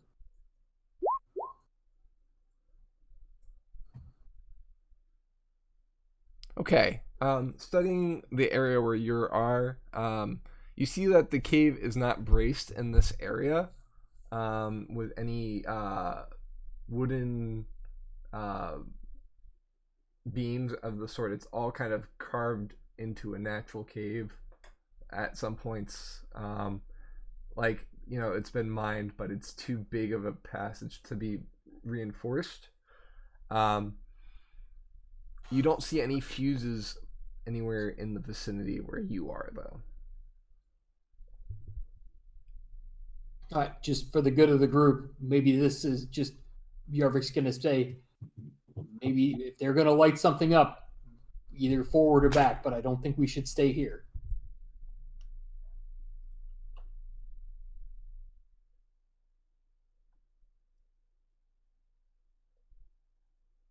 All I right, thought And that's it. Roger, your turn. Back to Roger already. We're efficient. I think I don't see any reason not to just continue to hide and ready to shoot anybody that comes any closer.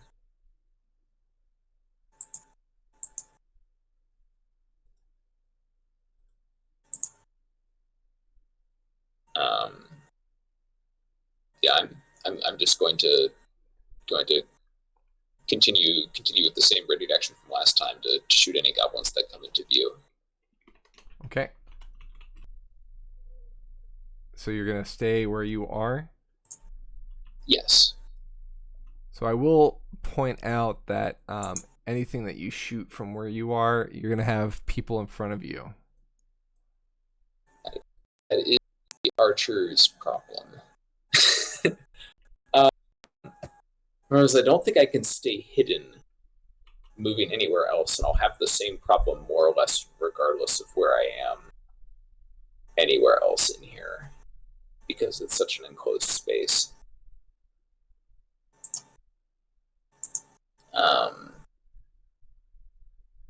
Suppose I can spend some movement to move up and see what's going on, but to move 1, 2. That opens up quite a bit for you. It does. What can I see from this position? All of what you just uncovered.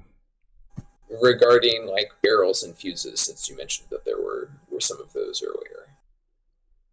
You can see this barrel, this one, and this one are obscure.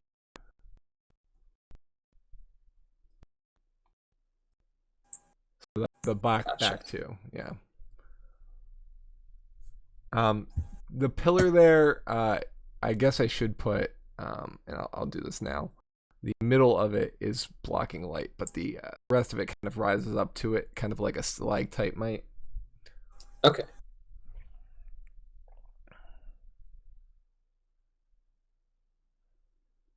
None of the goblins have responded to Belzian's cry for peace here. Not at the moment, but they also have not gone yet. Not that it might, based off of Rick's attempts, work. I'm not. I'm just saying that.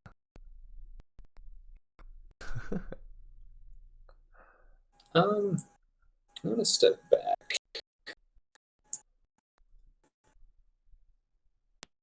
here and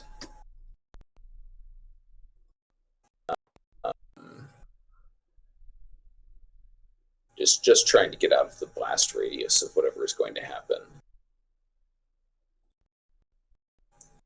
And I will ready an action for any of the goblins field of view firing on or or taking any aggressive action towards the party.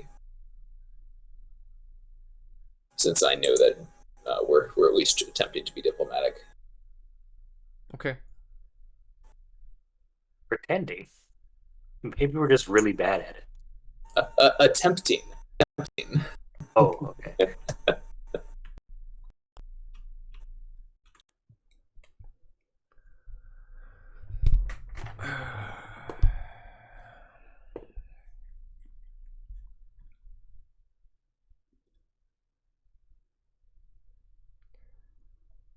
Jordan's going to cast Dancing Lights.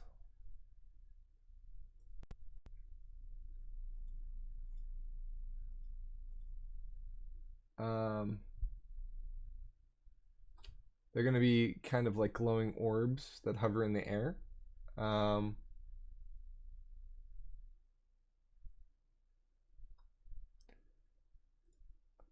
So each gives 10-foot radius of light.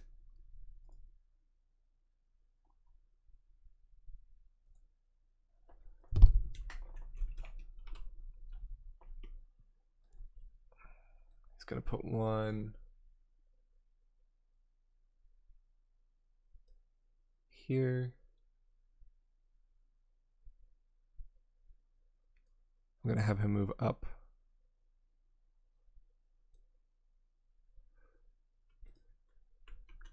I think I can just copy this and he'll put one here. Ooh.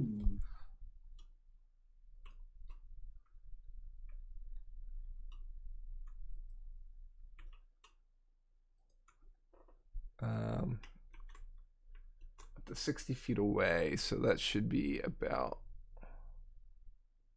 here. And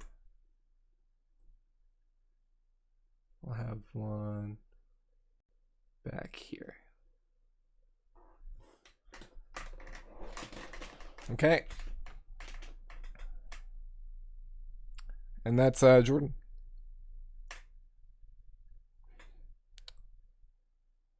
Ulrich? Yeah, completely cognizant of what Yarvik said. Ulrich is, and now that the light is here, is going to charge in. Realizes, of course, now that that is where the explosives are, but I mean, it's either that or we fall back, so maybe he can break up something or rip a fuse off. Okay. You can get here. You can get here. And so he does. And now that he's here, he is going to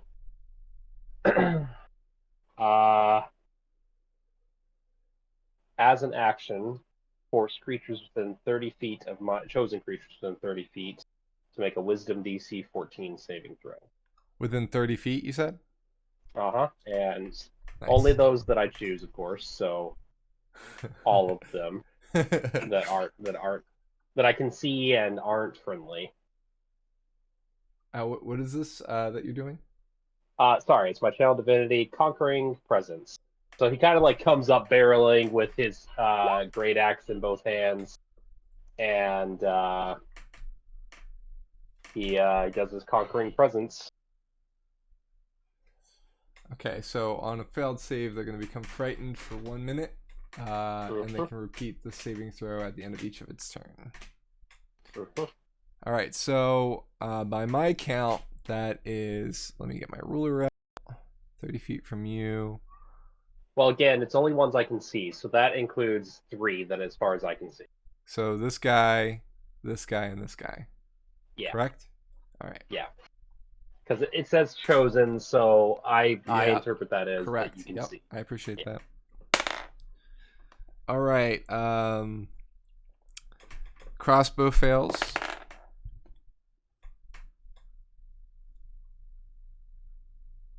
This is a wisdom, you said? 14. a 14 save. Guy to your north fails. Okay. And guy to your south fails. Yeah, that sounds about right. Scare them.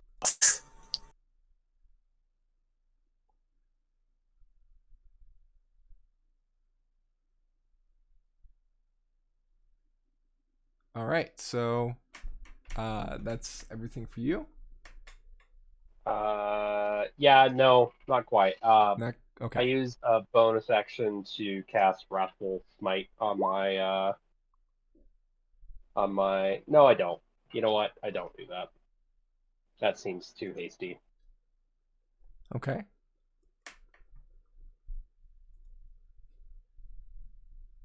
So yeah, that is me. All right. Goblins are up. So the goblin that's on the scaffolding begins moving away from you. And only flee, correct? Or they become frightened. A frightened creature has disadvantage on ability checks and attack rolls while the source of its fear is within sight, and they can't willingly move closer to. Okay. So they can still take their actions, but they're frightened. Right.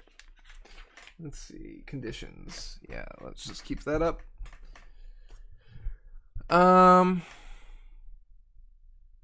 So he's moving away from you, but he's also going to attempt to attack.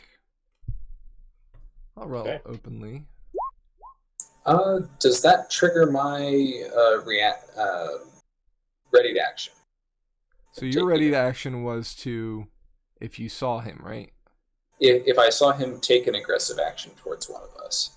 Yes. So as soon as he begins shooting, he would. And thank you. Any ready to action that you guys do, I'm going to be trusting you guys to take action on when that happens. I've got a lot going on. So if I miss it and you miss it, then so did our character. We'll assume that you missed it. Do I get sneak attack for this? Am I still hiding? Or was that broken as soon as I moved into line of sight here? So I did a spot check on you at that point when you moved out. He did not see you. Okay. And I get plus 1d6 from the Bardic Inspiration also, right? If you choose to use it. And I also get advantage? Question mark. Because you're hiding, yes. And also, I might as well. Yeah. I'm gonna choose not to use the Bardic Inspiration because I'm pretty confident the 24 hits. Yeah, 24 hits. That'd be a 17 with sneak attack. So the goblin was already looking haggard, and as he raises his bow to shoot at Orrak, you put one through his eye, and he falls over dead. Alrighty. All right. The one closest to you, Orrak, goes that the two up on the scaffolding died. He runs back. He did. Cool.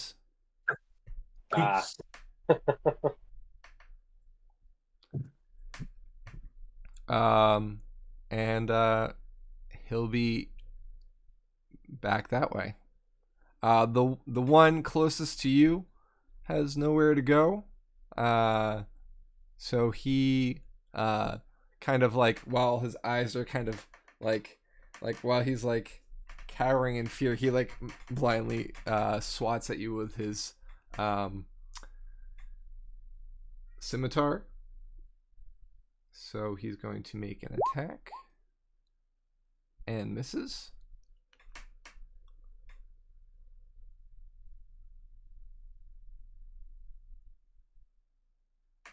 And he cries out that there are 5 of them to the rest of the goblins.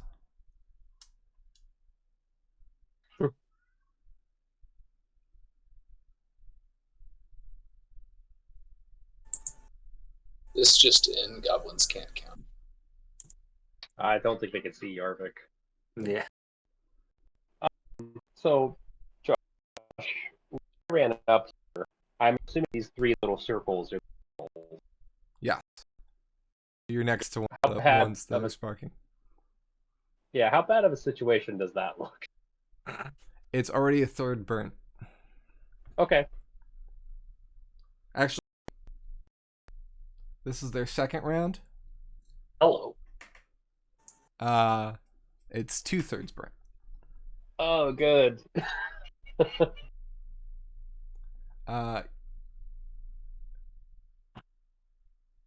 Zippo.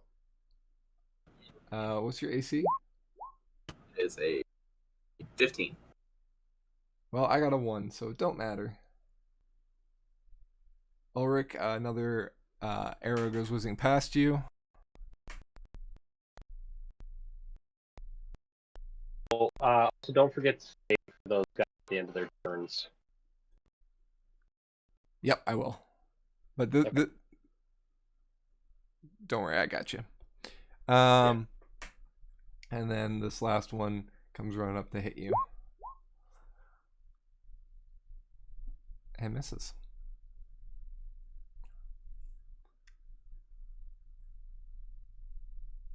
Alright, there's 2 left that need to save. Neither make it. Zippo. Alrighty then. I don't like the guy popped up beside me. Just like showed up. Yeah, he was Kinda like, "What's up, rounded dude?" the corner. All right. I'm going to let's see. Okay, yeah. I'll just blast him. Is there anything for if that's right in front of someone else? Any attacks of opportunity like before? If it's a ranged attack and you have a ranged attack being spell or a bow, Right. or whatever, and you have someone within 5 feet of you, you have disadvantage on your. Okay. So just keep that in mind, Zippo. Because I think Oh, disadvantage makes it a 12. a 12 to hit. That's Yeah. a miss.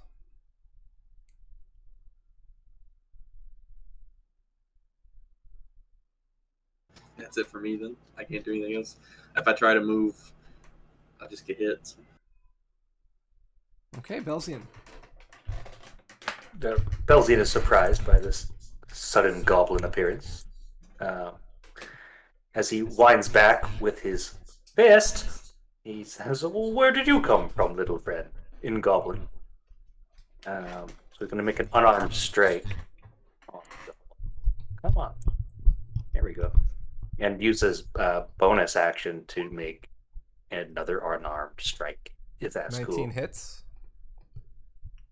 And you do 7 bludgeoning? Yeah. Okay. What's the second roll for? Is bonus action attack, Okay. which is a 22 Which also hits. for a 7. Okay. So 2 And that's, 7s. That's all I'm going to do for now. Punch and a kick. You remember the Office episode where Dwight gets punched by, or Michael gets punched by Dwight? No. The guy. Ultimate punch, but he kicks. So he punches him once, and then he punches him again in the stomach in a quick succession. And Michael says, "I absorbed the first hit, but the second hit I wasn't ready for because I told you to hit me once." It's kind of like that. He kind of keels over a bit from the second hit. He was expecting at least one hit from you. Yarvik. I'm going to try to step out a little bit, see if I can get clear of some of these guys, and see if I can get a shot. Because I hear all this stuff, but I can't see anything. So. Right.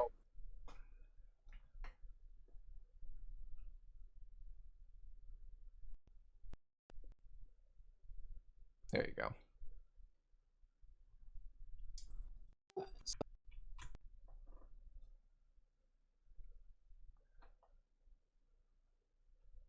I have to remember to deselect I didn't mean to roll that. I was clicking on it to look at the thing, not roll it. Sorry.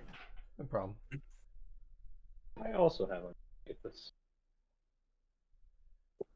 So I don't see any enemies, but I do see barrels with lit fuses. So this is an enemy, and this is an enemy.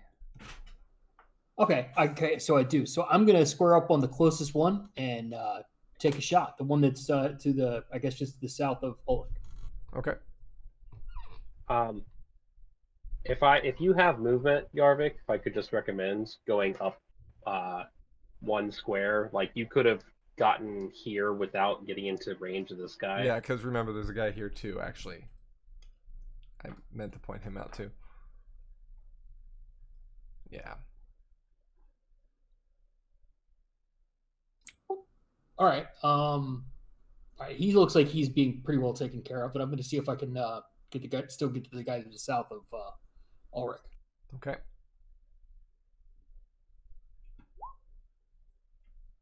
+25 hits. +9. Wow.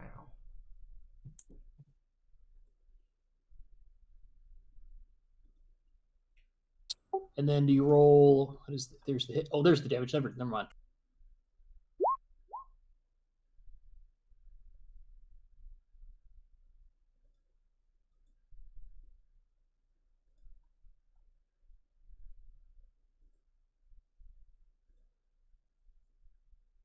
All right, so that's 6 points of damage to this guy right here.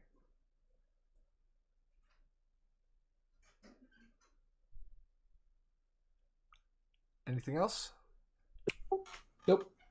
Maybe All just right. maybe just see if he could just pull the fuses if you can.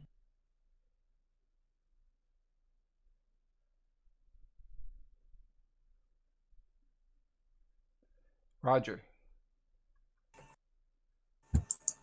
All right.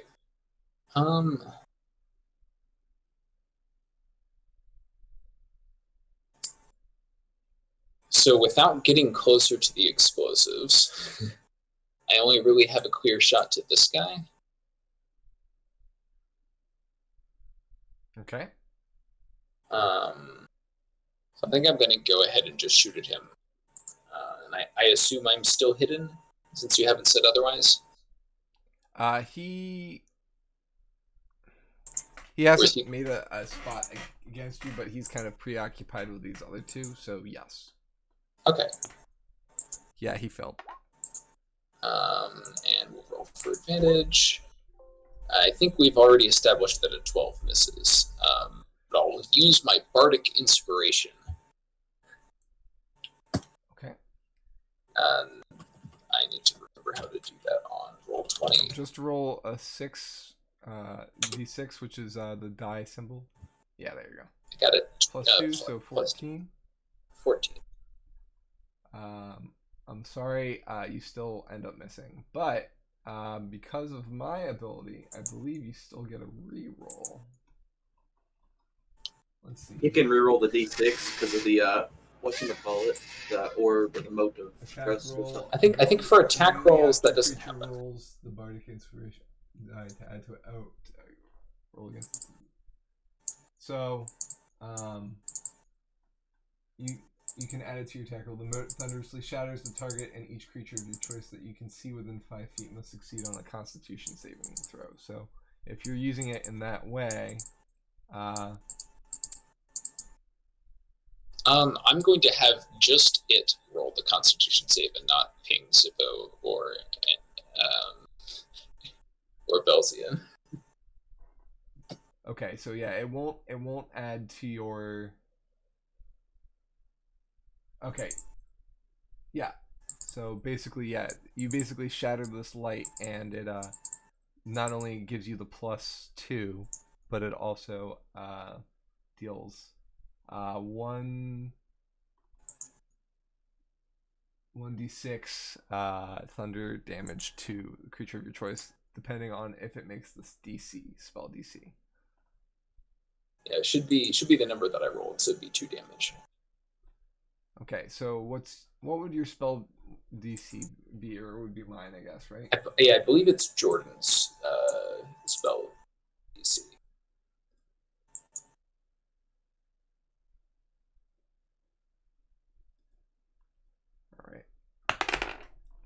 Fails, so he takes 2 damage, and the thunder damage actually does something inside, and he starts bleeding from the nose and collapses. Got him. So Amethyst is apparently cleanup crew. I am an assassin. Jordan is going to. Let's see how much I can move. Let's see. From where I am, what do I hold in order to see what my movement is? Like, is that control? Roll. Well, I don't. Yeah. What do you mean? What you're doing right now, is that just the The little ruler thing, and click on guy and drag. It's like a little circle with a ruler. yeah. But he's got 30, so it's like here.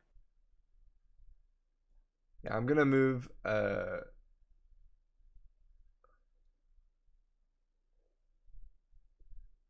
gonna count that the barrel's in your square, Ulrich, because it's mostly in Sure. that square. Moving here, and I'm going to use my action to extinguish the barrel. All right.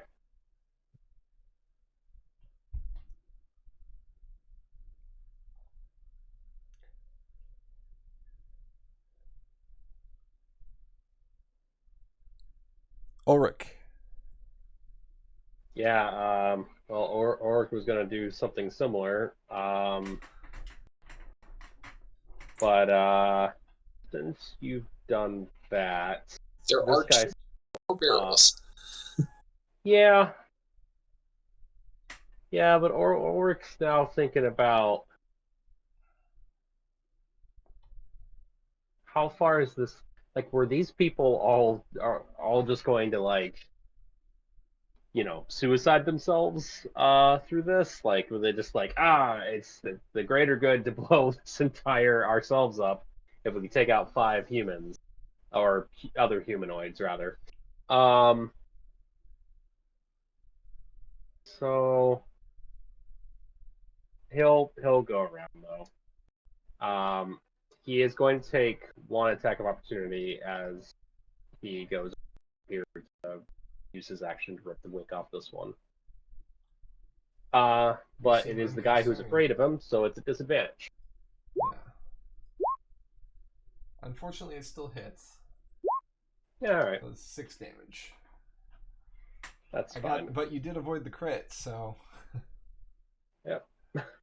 Yep. He uses the action to pluck that wick. Okay. And as a bonus, should have done that sooner. Oh no, that's not a bonus action. Yeah.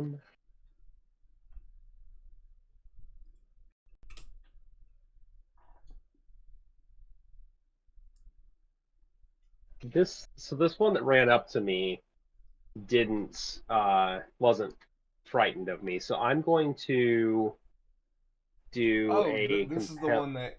Yeah. Okay. Yeah. This is the one that got the AOP. Got it. Yeah. So this guy, I'm going to use a bonus action to do a compelled duel on him. Mm-hmm. And it's a DC 14 whiz save.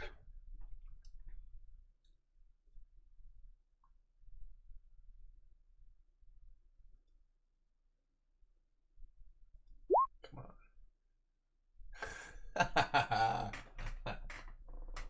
0. Okay, yeah. He's he says something to the effect of like, "All right, big man, come and get me," and that's gonna kind of be it. And I am noting that your Channel Divinity Conquering Presence is not a concentration, so that stays. Correct. Okay. Yep. That's Ulrich. All right. Goblin's turn. So he has no choice but to fight you. correct? Well, he can fight others, but he has disadvantage. Right.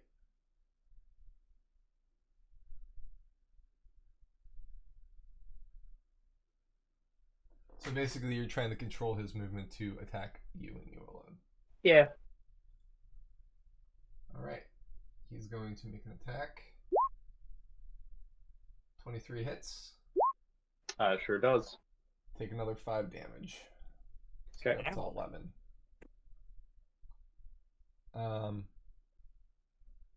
No, I'm down to 15. Or I'm down 11 is what I meant. Like I had 6 against you last time, and then another 5. Oh, okay. Yeah. So 11 damage total this fight. Yeah. This guy is going to start running this way, away from the pillar, and incurs an attack of opportunity from Jordan.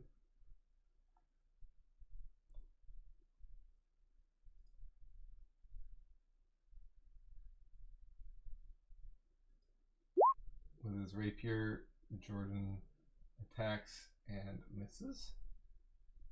Oh, wait, I rolled damage. My bad. I was gonna say, yeah, that. Yeah, now he hits and does 8 damage. Oh, it seems like he did the damage before he even swiped. That was weird. Goblin's still up, and he kind of is running from Shade or Ulrich and the pillar, but also kind of balks at the group on this side of things as well.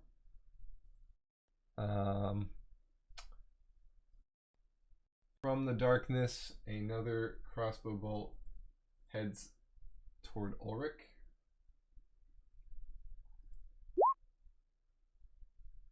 And I believe misses.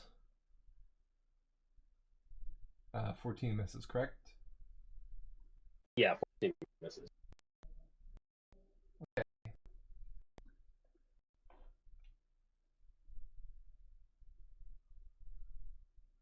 And you hear the sound of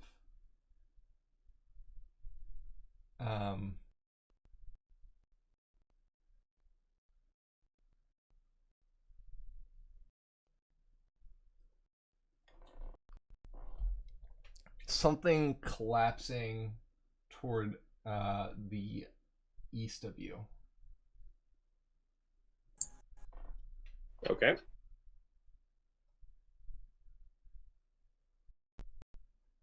All right. Zippo.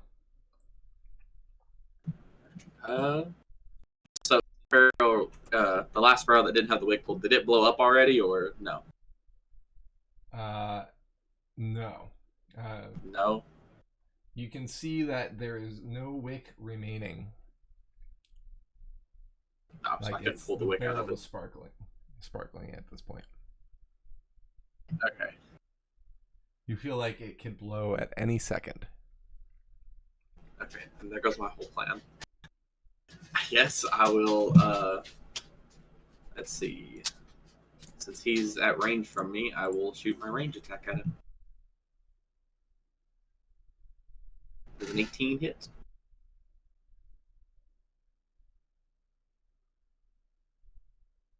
Okay. Yes. I'll do 12 points of damage. 10 force, 2 fire. Okay.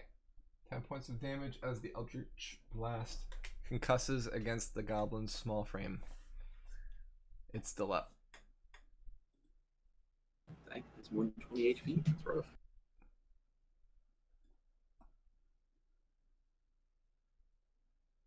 That's it for me. I can't do anything else.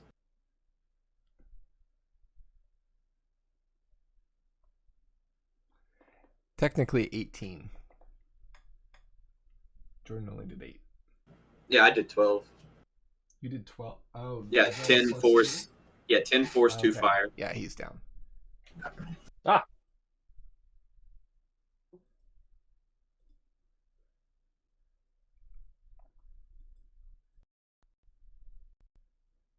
All right.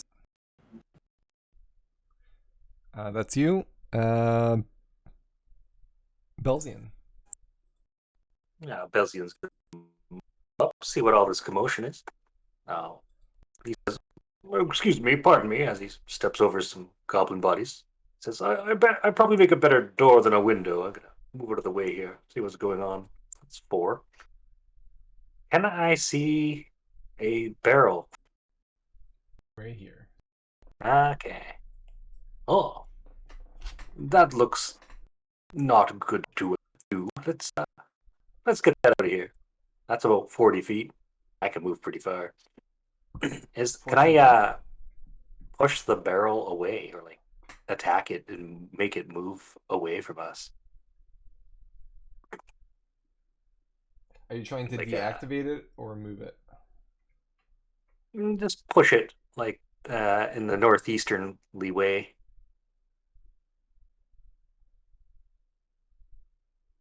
Like this way? Push it like yeah. Can I make it go somewhere else? Since there's no So are you wick like apparently to kicking it grab. or like? Yeah, it could be like a football kick, field goal. Punt. Yeah. So That's how we lost. you could try and grab it and throw it. You could try kicking it out and see if you can get it to move, like topple over and roll. You both things could damage it to the point where it breaks. Just putting that out there. Well, if Dark Souls taught me anything, is that explosives don't blow up unless there's fire involved. I don't know if breaking it would cause more fire. It's currently sparking at the top. These had lit fuses like a few seconds ago. Is it possible to topple it to its side and like roll it away, just like a kick? You could take an action and see how far it gets you. Yeah, this is one of those where it's like not written in the rules, right? I would say you could probably grab it and knock it over. Okay, can I use my action to place it gently on its rounded side and then a bonus action to kick it away? With your bonus action as the monk, yeah, let's do that. Okay. Kind of like a See- haha. Yeah. He grabs the barrel and tries to, gently place it in a non-rupturing style onto the ground and then boot it away. Can't see my feet, I'm sure, but I'm making a kicking motion. Non-rupturing crouching dragon. Yeah. And like a kick to propel it, not to injure it. Yeah, I know what you're saying. Go ahead and make your attack.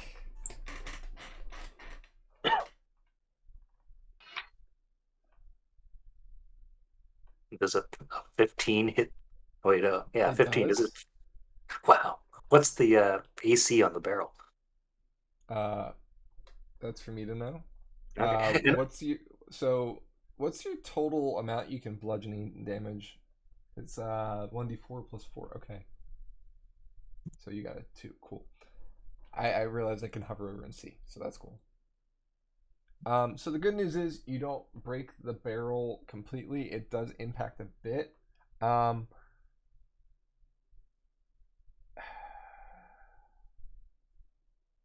So as it rolls away, it leaves spots of black powder on the ground, kind of dotting every 4 or 5 feet as it rolls. The reason I had you roll damage to see how far you'd have it roll, and I'm gonna say it rolls to about here. Come on. So it rolls about 10 feet away. Ooh.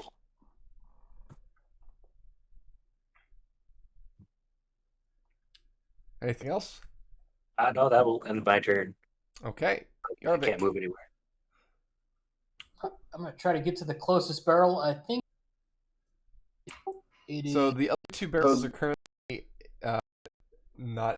It's the round circles that are by that pillar. The flaming things are my balls of light that I have. Gotcha. It looks like all they're called dancing lights. Yeah. are all three of the everybody's attended a barrel. They all. So one barrel or two barrels are out. One barrel got put on its side and kicked 10 feet. It's still sparking, but it's out right now. Gotcha. So I'm going to see if I can get a clear shot still on that one remaining goblin. So I'm going to move.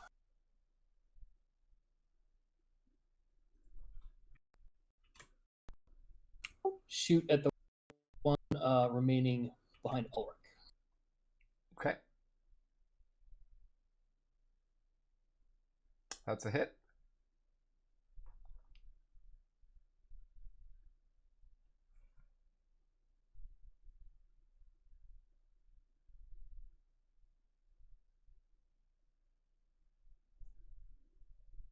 Seven piercing.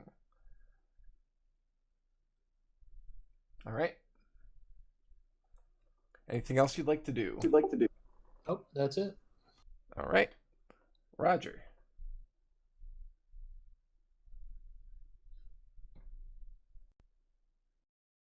From the back.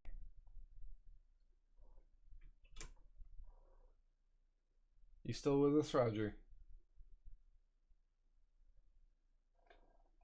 I am here. Okay. And the barrels have not exploded yet. Not yet. I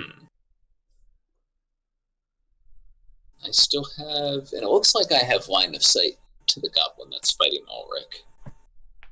Let me double check the range on my longbow. Yeah, that's pretty tight, but Oh no, 150 feet. Yeah. yeah, you're good. I'm saying it's pretty tight in terms of weaving through 3 party members. Threading that needle. I'm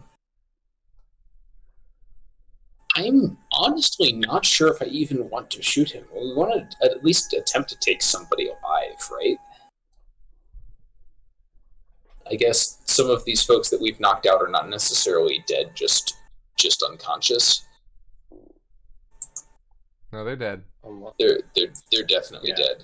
Yeah. You can specify that you want to do non-lethal damage in 5e though, but it has to be melee attacks. Can't be Right. magical. Like magic or range doesn't work. So like shooting them through the eye, you can't. I don't think I can non-lethally shoot any of these people. Correct. Or the one person I can see who is there.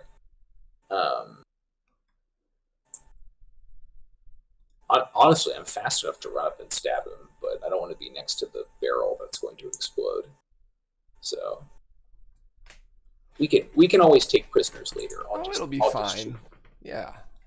It'll be even more fine from 50 feet away.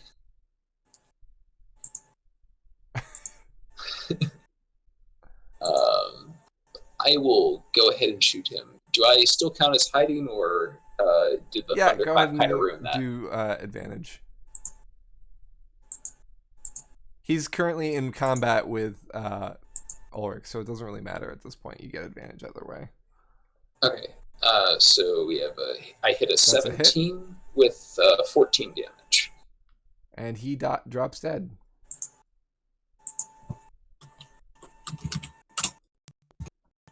Roger over here on Queen of Crew.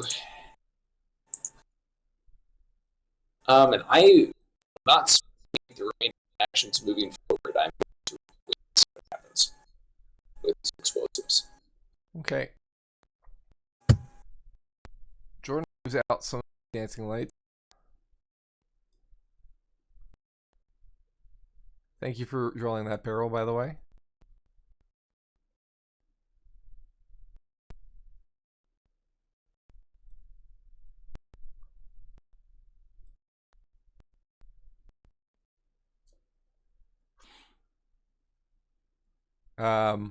sees that there's no more goblins in sight.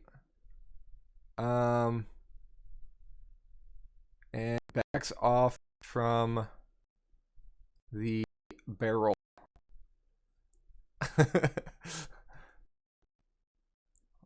Let's go a little further back. Orrak. Do a barrel roll. That's actually a command. I'm gonna play that now. Do a barrel roll. Yeah. Ulrich says, "Get clear," and just is gonna be hustling next to Jordan. And oops. And he does, because he's taking a considerable amount of damage. He just goes ahead and dumps 10 of his lay on hands into himself. Okay. So you're healing 10 damage. Yeah. All right. Is that everything? That's him. The barrel explodes, dealing 3d6 damage to all squares around it.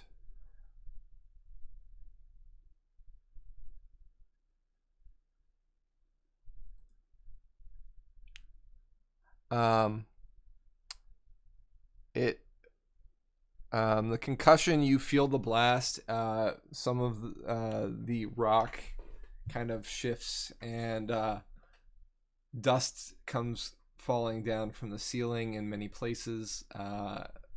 The pillar doesn't seem to be blasted, but it takes out a good chunk of the scaffolding to the right of it,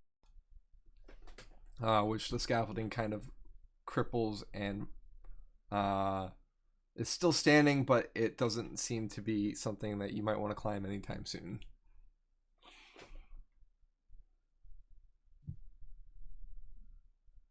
That's going to be initiative. So, end of combat. Hooray! Explosive results. Alright. Well, so much for talking. Time to start harvesting ears. Belzian's gonna try to get his dart back. All right. You can climb up that scaffolding. Looks all right. Didn't seem to be impacted by the blast. It was the other scaffolding that was. We're just going to go try to collect his arrows from the one and grab an ear while he's at it. All right. So we collect 5 goblin ears. Somebody's keeping track of that. Question. Yep. Why only 5? You mean 5 sets, or? Oh, yeah, 5 sets. Excuse me. Okay. Who wants to be I the just wanted to make designated? sure they didn't already have ears missing. That would be interesting. Do you want to be the designated goblin ear counter? I can count goblin ears. Yeah, that's...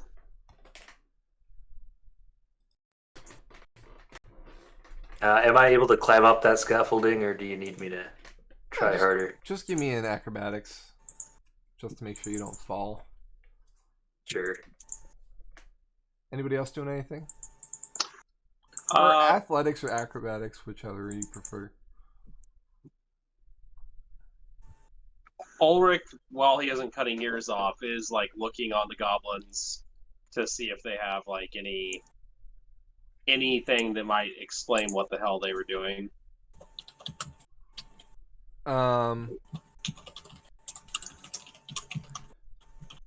So you're looting the goblins, trying to see what they have on them. Yeah, essentially. Each of the goblins has a scimitar and a short bow. They seem to be wearing fairly unwashed and untended leather armor that seems to be slightly too big for them, as if they fashioned this smaller leather armor from something bigger. Okay. Underneath, they have cloth clothing in the shape, patterned in the shape of a golden eye. Sorry, they have cloth clothing with a golden eye. Embroidered on it. Yeah. Okay. Each one of them has it, so you assume it might be their clan symbol. Right. The goblins that were mainly holding the scimitars that were close to the barrels each also have a torch, which is what they use to light the barrels before they doused the torches again. Yeah, I'll collect the torches for myself. The barrels that did not explode. Yes. Are there just two of them, or are there more explosives that we can see lying around that weren't lit? Those are the only two barrels in this room. It seems like everything else has been picked clean. You also can see that the rail has been damaged here. It looks like a lot of it has been pried up and taken, including the struts that hold the rail together. So that you can see that these rails here are actually like in the process of being either laid down or picked up.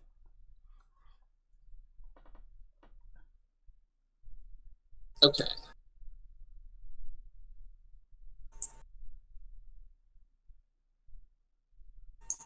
Looking at the pillar itself, you can see that it is it does indeed reach all the way up to the ceiling. It seems like a good amount of the cave rests on this pillar, which is why it's there. Whether the cave could sustain being held up without the pillar, you need to. You're none of you, I don't think, have experience with load-bearing walls, but you would assume that it might not be good for it based off of how the ceiling shook and cracked even just from the concussion in the room.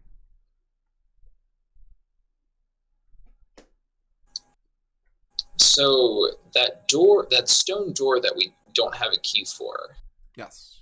we could try blowing that up with these barrels. We managed to save two of them. Yes. Yeah, would you like me to kick them down the Why don't we hall? try and pick that lock first before we go? Or Lower create it. water in. Sure. We can try and pick the lock first before we try the violent solution. I'm curious about the symbols the goblins are wearing. Yeah. Does that at all mean anything to any of us? Like,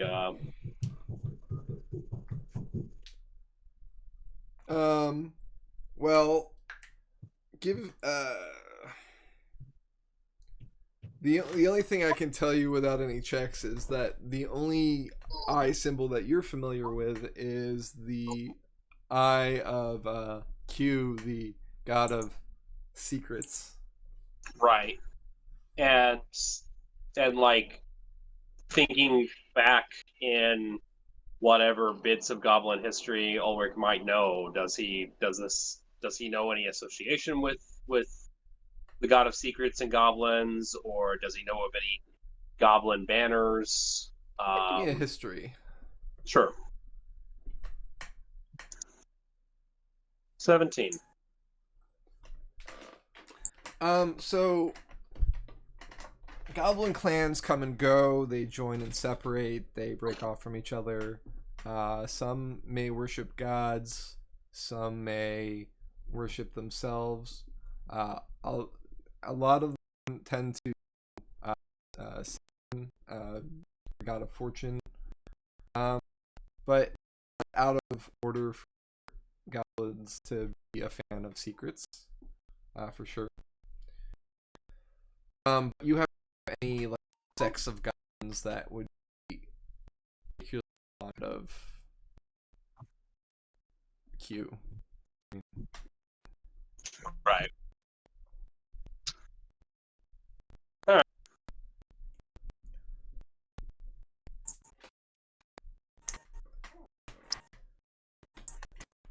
Shall we try this door, Phillips? It seems about that, or we go hunt the rest of it down. Don't know the layout, so it's better to have the back. Seems reasonable. Let's definitely try picking the lock with the tool we have, and if that fails, we pull the door up. Indeed.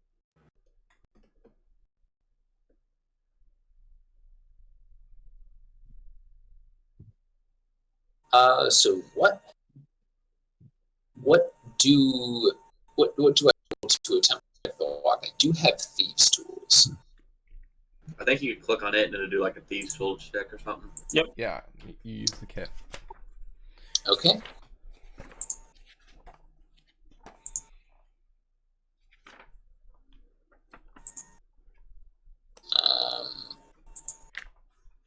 If it doesn't have a clicking button, it's just D20 plus your proficiency if you're proficient.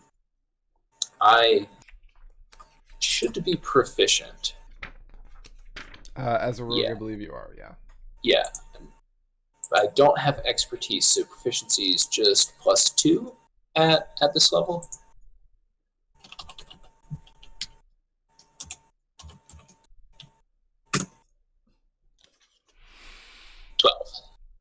So, you try and pick at the lock, and you recognize that this lock is fairly complicated.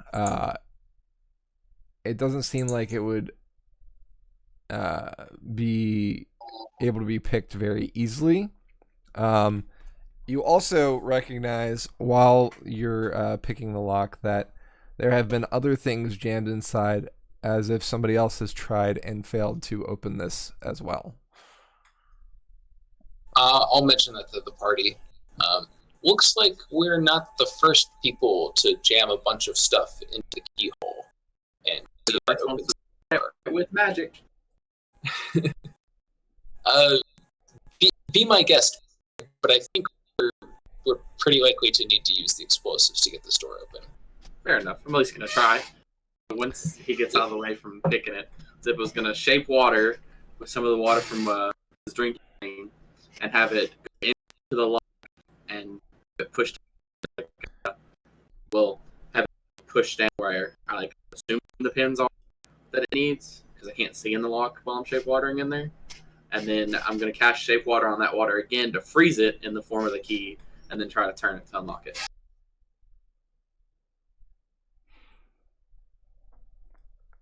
I like your style, but the way I have imagined this lock, because it's a more complicated lock, I'm gonna have you do a check to pick the lock. Give me a roll 20 plus your proficiency, but you're going to be doing so at disadvantage. 4. And I'm adding stuff to it based off of the rule of cool. So 4. So I think the biggest problem with this idea, while it is awesome, is that there are other things already in the lock that from other people trying to pick it, and because of that, what you gather from your feeling around with your water, you're not necessarily feeling all just the lock. You're also feeling those objects. If that makes sense. Yeah. At least I did attempt it. I haven't used that spell. Good try. You're coming back down, right? What is it? What's that? Sorry. Yeah, Yarvik, you're up there in the dark, up north still. Just making sure you're coming back down.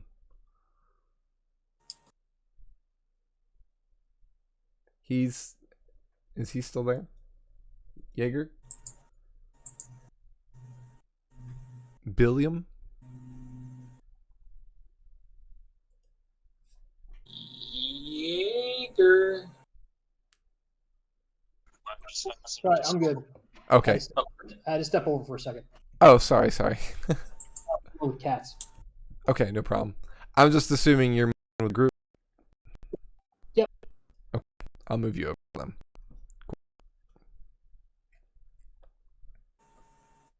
So, you know, Yarvik doesn't really have brains. I'm a little worried about a hole in the door in a section of wall that doesn't have brace. Feels like we're just going to be doing what the goblins wanted then. Yeah, I think any more explosive, we already gave it one good shake with one barrel. I think probably a less than good idea. Let's go with the original action. Anybody look in the keyhole, see what we can see? No, it's all packed up. While you were around the corner, unfortunately, we gave it a try. We are not the first people to find this lock. The goblins are not so skilled as Joe or I, and have left some garbage inside of the apparatus. Do you think it is a push door or a pull door? Have we tried simply opening it?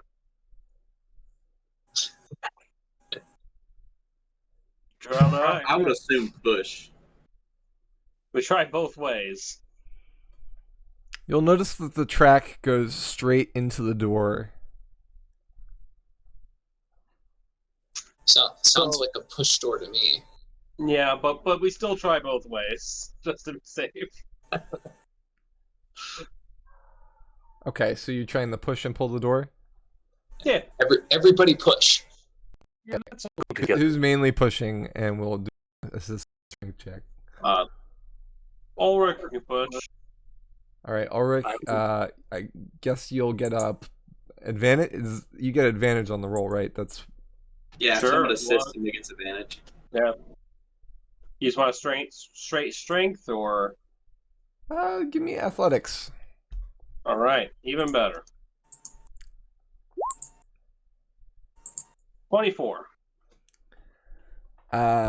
You push, and the stone door seems to lean slightly, like it has like a centimeter of give.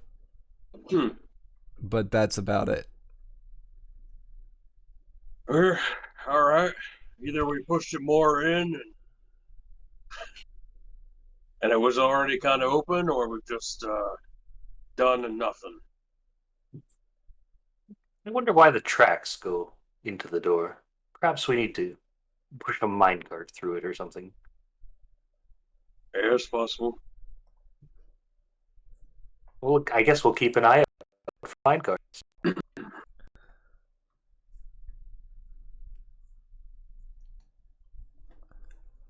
Well, so Yarvik, you mentioned wanting to check out the cave into the south, which, given what they just did to us up here, may be a good idea. Yeah, I think the previous groups may have met their end as we very nearly did.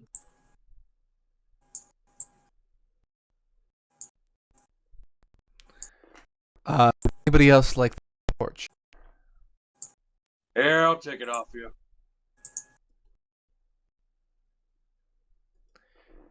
It just seemed like I limited your vision earlier.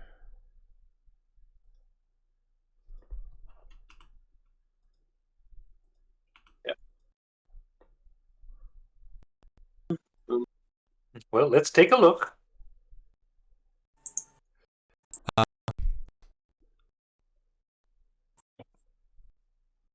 gonna smile.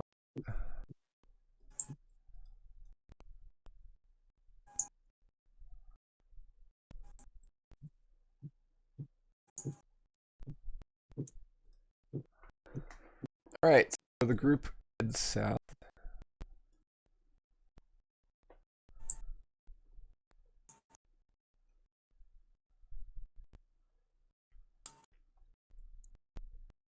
So, Jorvik, since you get there first, see this cave in completely encloses and piles up against the passage to the south here. The beams have fallen. This area was braced. It looks like the beams were destroyed. One beam actually has fallen across the trees here, which have been attempted to be pried up and the wood taken. From out of the rubble, Belzian's peeking through too much. From out of the rubble, you see the foot and part of a leg of one humanoid.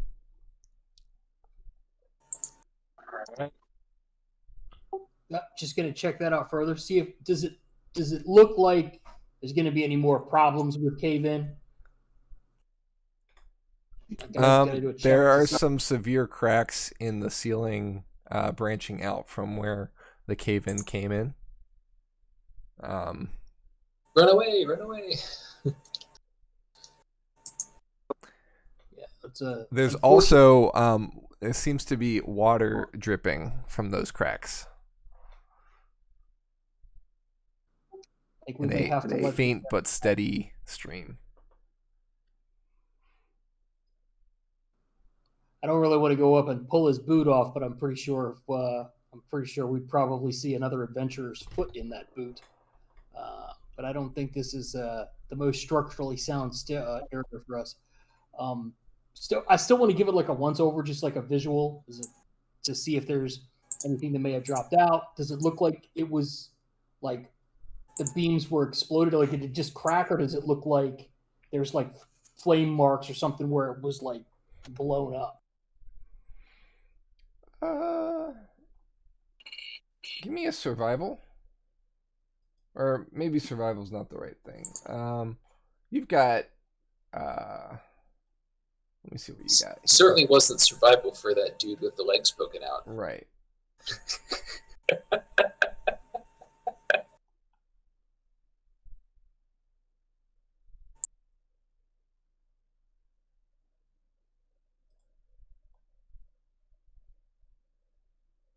Yeah, I guess it would be a survival check.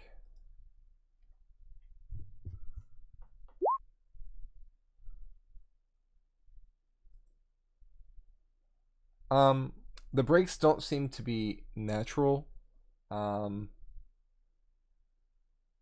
It seems to be intentionally broken. I just conveyed those feelings to the group that it looks like this wasn't a natural. It doesn't look like a natural cave in to me. So we're gonna we know what they're about. So we're gonna have to find a smarter way to do this.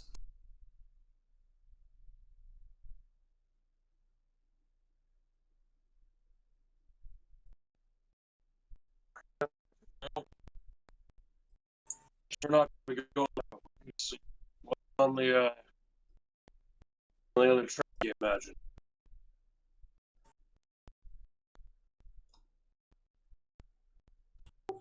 Oh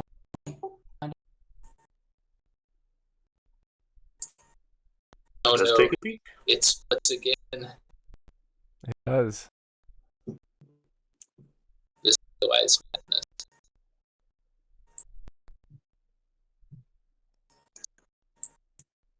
Oh god, again. Tove, damn it. Alright, well.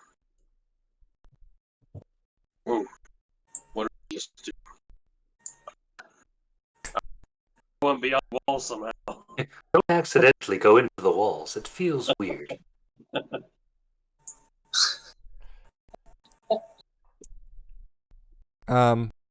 Yeah, just kind of shining a torch down each path, just to kind of get a sense. I got caught right here. I must be some other area of the map. I don't know. I can't see anything. Sorry, you got out of the light. That's my bad. Here you go. Where is he? Oh, sorry. Oh, you're all the way over there. Whew. There you go. Oh, hello, friend.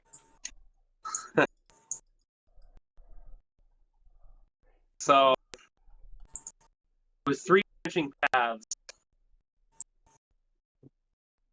what do we want to do? Because we also have the paths up north more. We have the east and west path up to the north. And we have the path in the north that the goblins that got away ran down. I We am also inclined to look at the west path. Maybe Okay. that's a thing. things they want to head to the west. There's also the doors in the passage to the east. Oh, true. Maybe some of those doors lead into things adjacent to the store.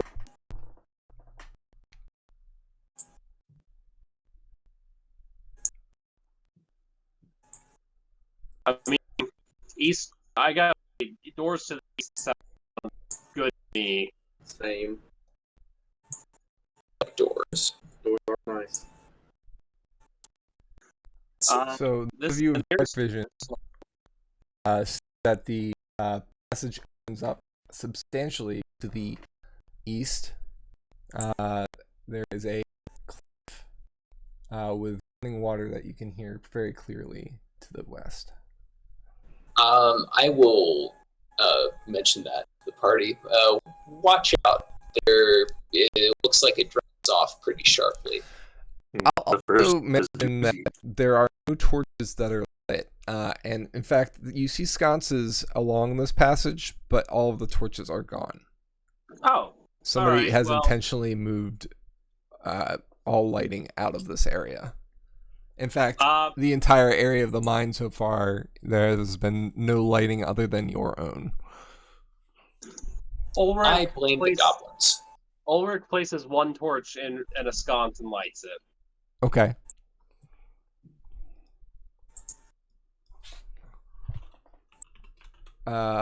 So there is a sconce. Let's get this one. Cool. Right here, between 2 doors. Great. And torches emit a bright light of 20 Yeah, it's a and 2020. It's how it does it. and 20.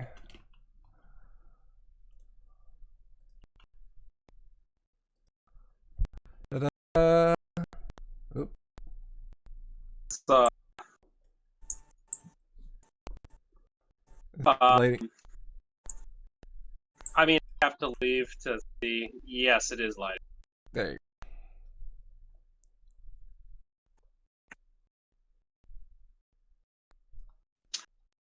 Let's investigate this first door here. Yeah.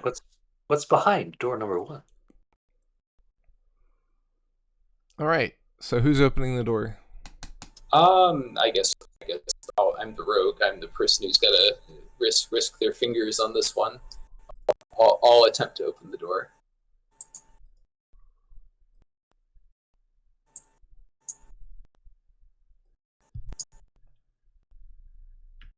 All right. So you open the door, and the door opens into a room with 2 barrels in the far corner.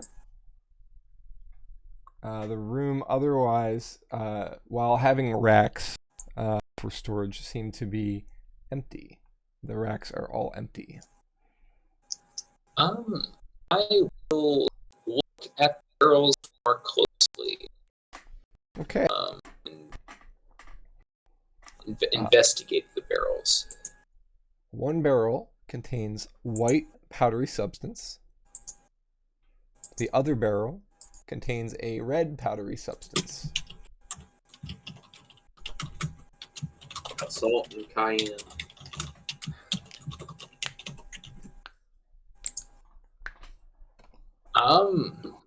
Very serious about their seasoning. Yeah. Do either of these barrels have like a strong smell with them?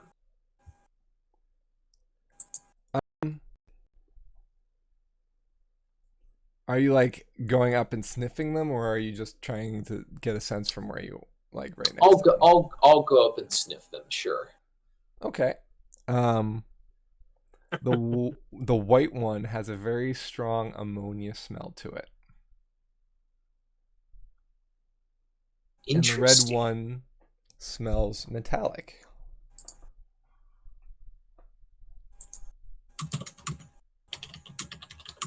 I'll relay this information to the party.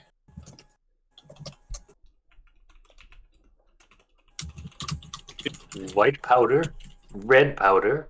When I kicked that barrel before, there was black powder spilling out of it. What is with all this colored powder? It's color coded for someone's convenience, but not ours. Yeah, after smelling the white powder, you feel like if you were sleepy at all, you are like, it's like almost like horseradish in terms of the shock of the smell. Now, that white powder is pretty intense.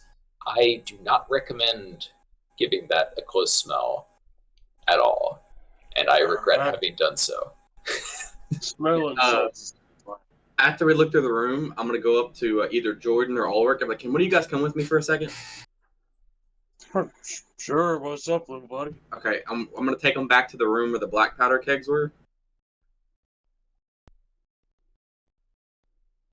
Okay. And I'm gonna have them move both kegs as close to me as possible. Just trust me. Well, no, I do trust you. It's just what are you envisioning? I'm going to take them with us. Oh, all right.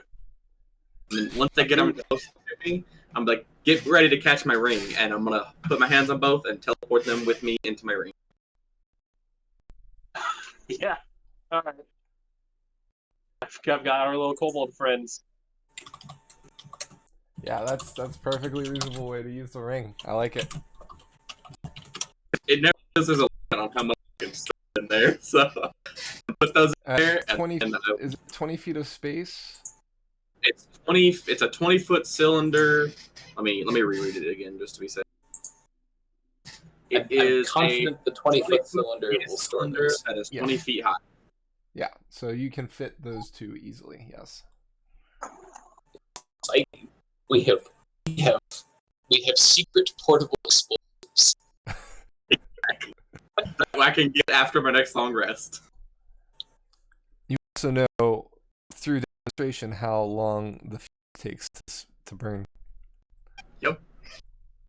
And once I put them in there, I will pop back out of my ring, and we can get ready to head back. Okay. All right. I like it.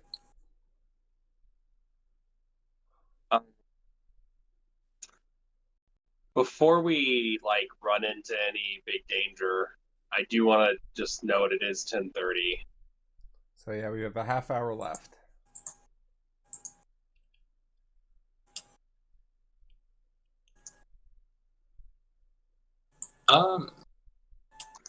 Yeah. Let's open up one of the other doors. We have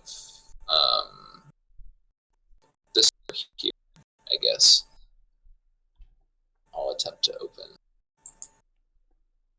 Okay, this door also will open freely.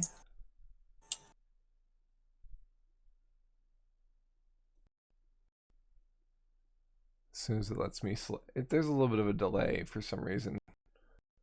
Probably because I'm running so much stuff at once.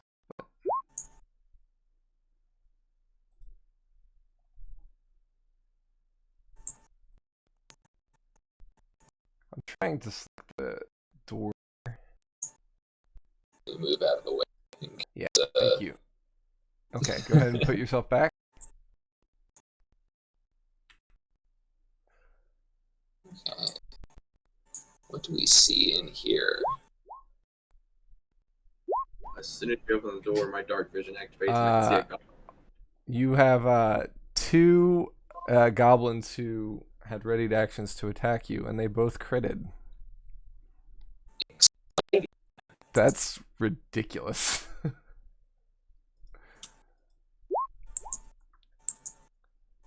All right, so 5 plus 8, 13.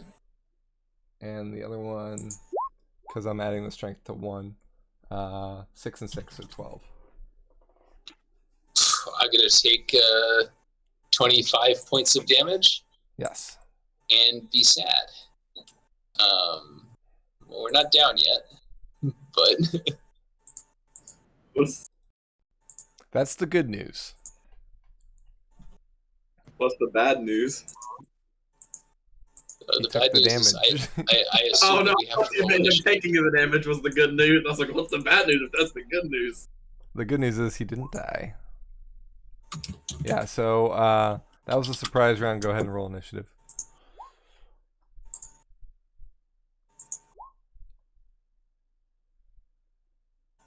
Did it roll mine? Does not look like it. All right. Looks like Jordan's going first. Help, Jordan! Goblins! Jordan enters the room, takes an attack of opportunity. Critically fails.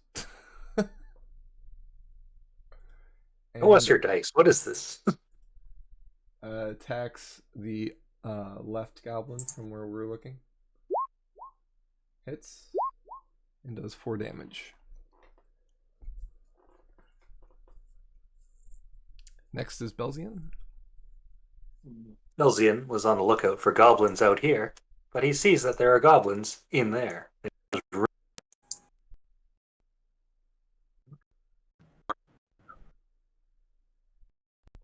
And he's gonna punch this dude on the right.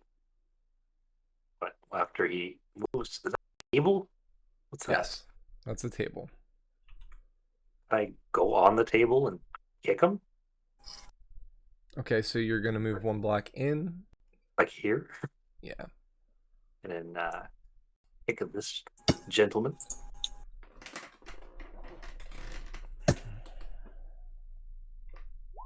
That's a hit. 23, and use my bonus action to do the unarmed monk strike. And you're doing the right guy, correct? Correct. And that's all I can do on 1 turn, I think. Correct. 14 damage. Very nice. Whatcha? End turn. Next is the goblins.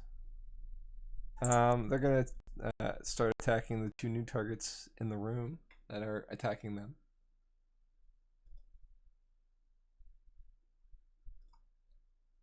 Jordan. He hits.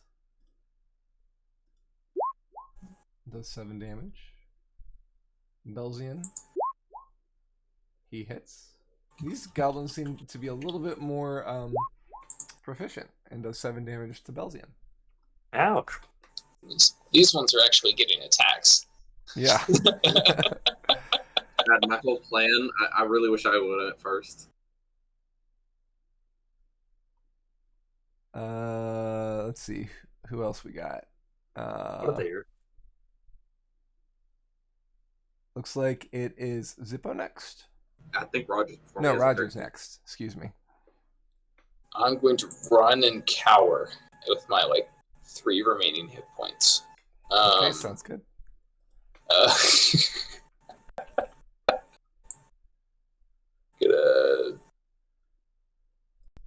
Because I don't really have line of sight to either of these goblins. I can see just the barest outlines of them. Can I do a melee attack around the corner of the door here? Yes. Okay. They were able to, so you're able to. I will. We'll stab one of these assholes and then run away. I guess for all sense and purposes, what happened was you entered the room, and they attacked you, So when I you would- opened the door. But I would be standing here then. yeah, Okay.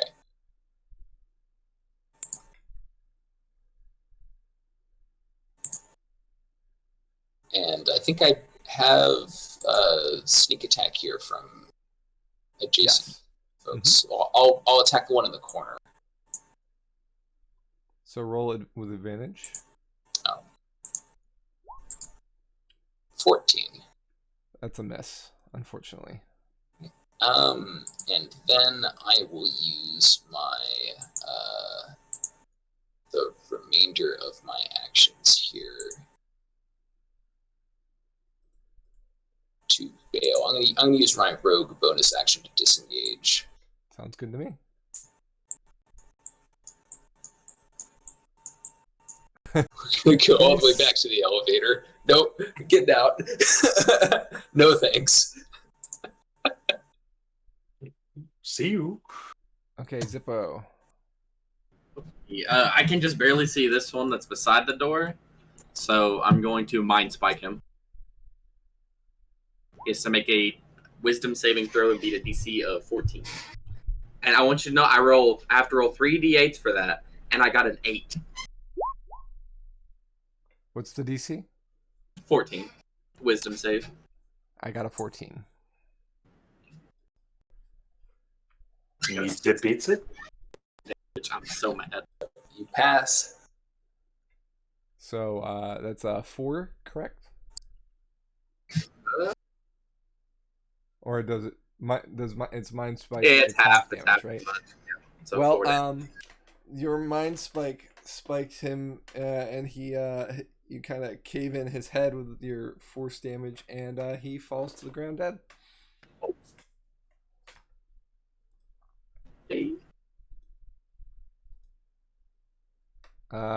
Jaeger is or Yarvik is next because he has the higher bonus. I can't really see what's going on in there. I can barely see Belton. So I'm gonna go over and ask if I could do any healing. Over here, I would love some healing. All right, hold on.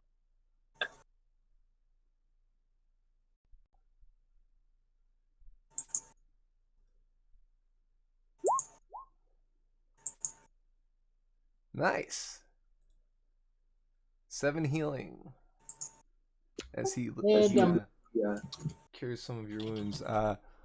This green shimmering light fills his hand, and a moss grows over your wound and partially heals it before it disappears again. Well, thank you. You're welcome. Ulrich has a torch, so he is going to rush in.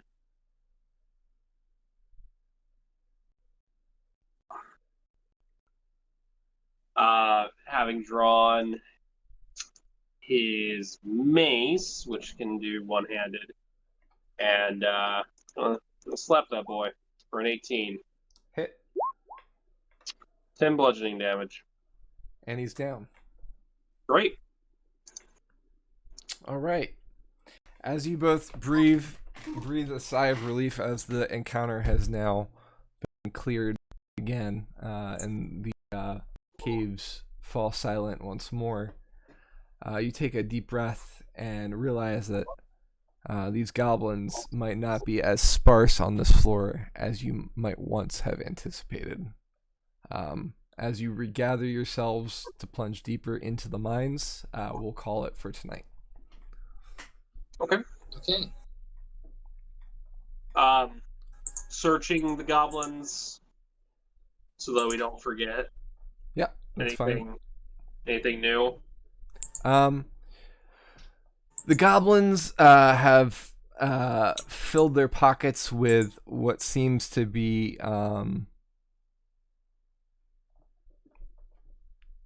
small pieces of loose iron that also fill one of the barrels to the eastern side or western side of the cavern room where Jordan is. The two barrels are filled with water. Okay.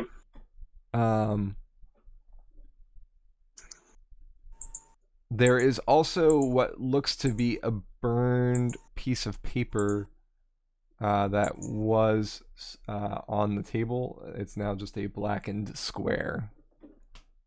The goblins themselves are also wearing the same embroidery without much else different. So they have loose iron bits on them, and that's about it. Okay. Cool. I love this map, Josh. I'm actually taking a group into some mines, and if it weren't for the fact that haven't finished this, I would definitely ask. These are scary. Map's cool. And I really like the way the lighting works. That's really clever. Yeah. It's the whole With all reason I that. subscribed to Roll20, and Yeah. I had some issues with the lighting this past week, so I'm glad I got it to work. So we'll be meeting on June 15th at 7 a.m. or 7 p.m. not a.m. Where we'll be meeting for session 4, and we'll continue our dive into these mines of Mythryl Brothers. Oh, yeah, cool. For those out there in chat, thanks for watching.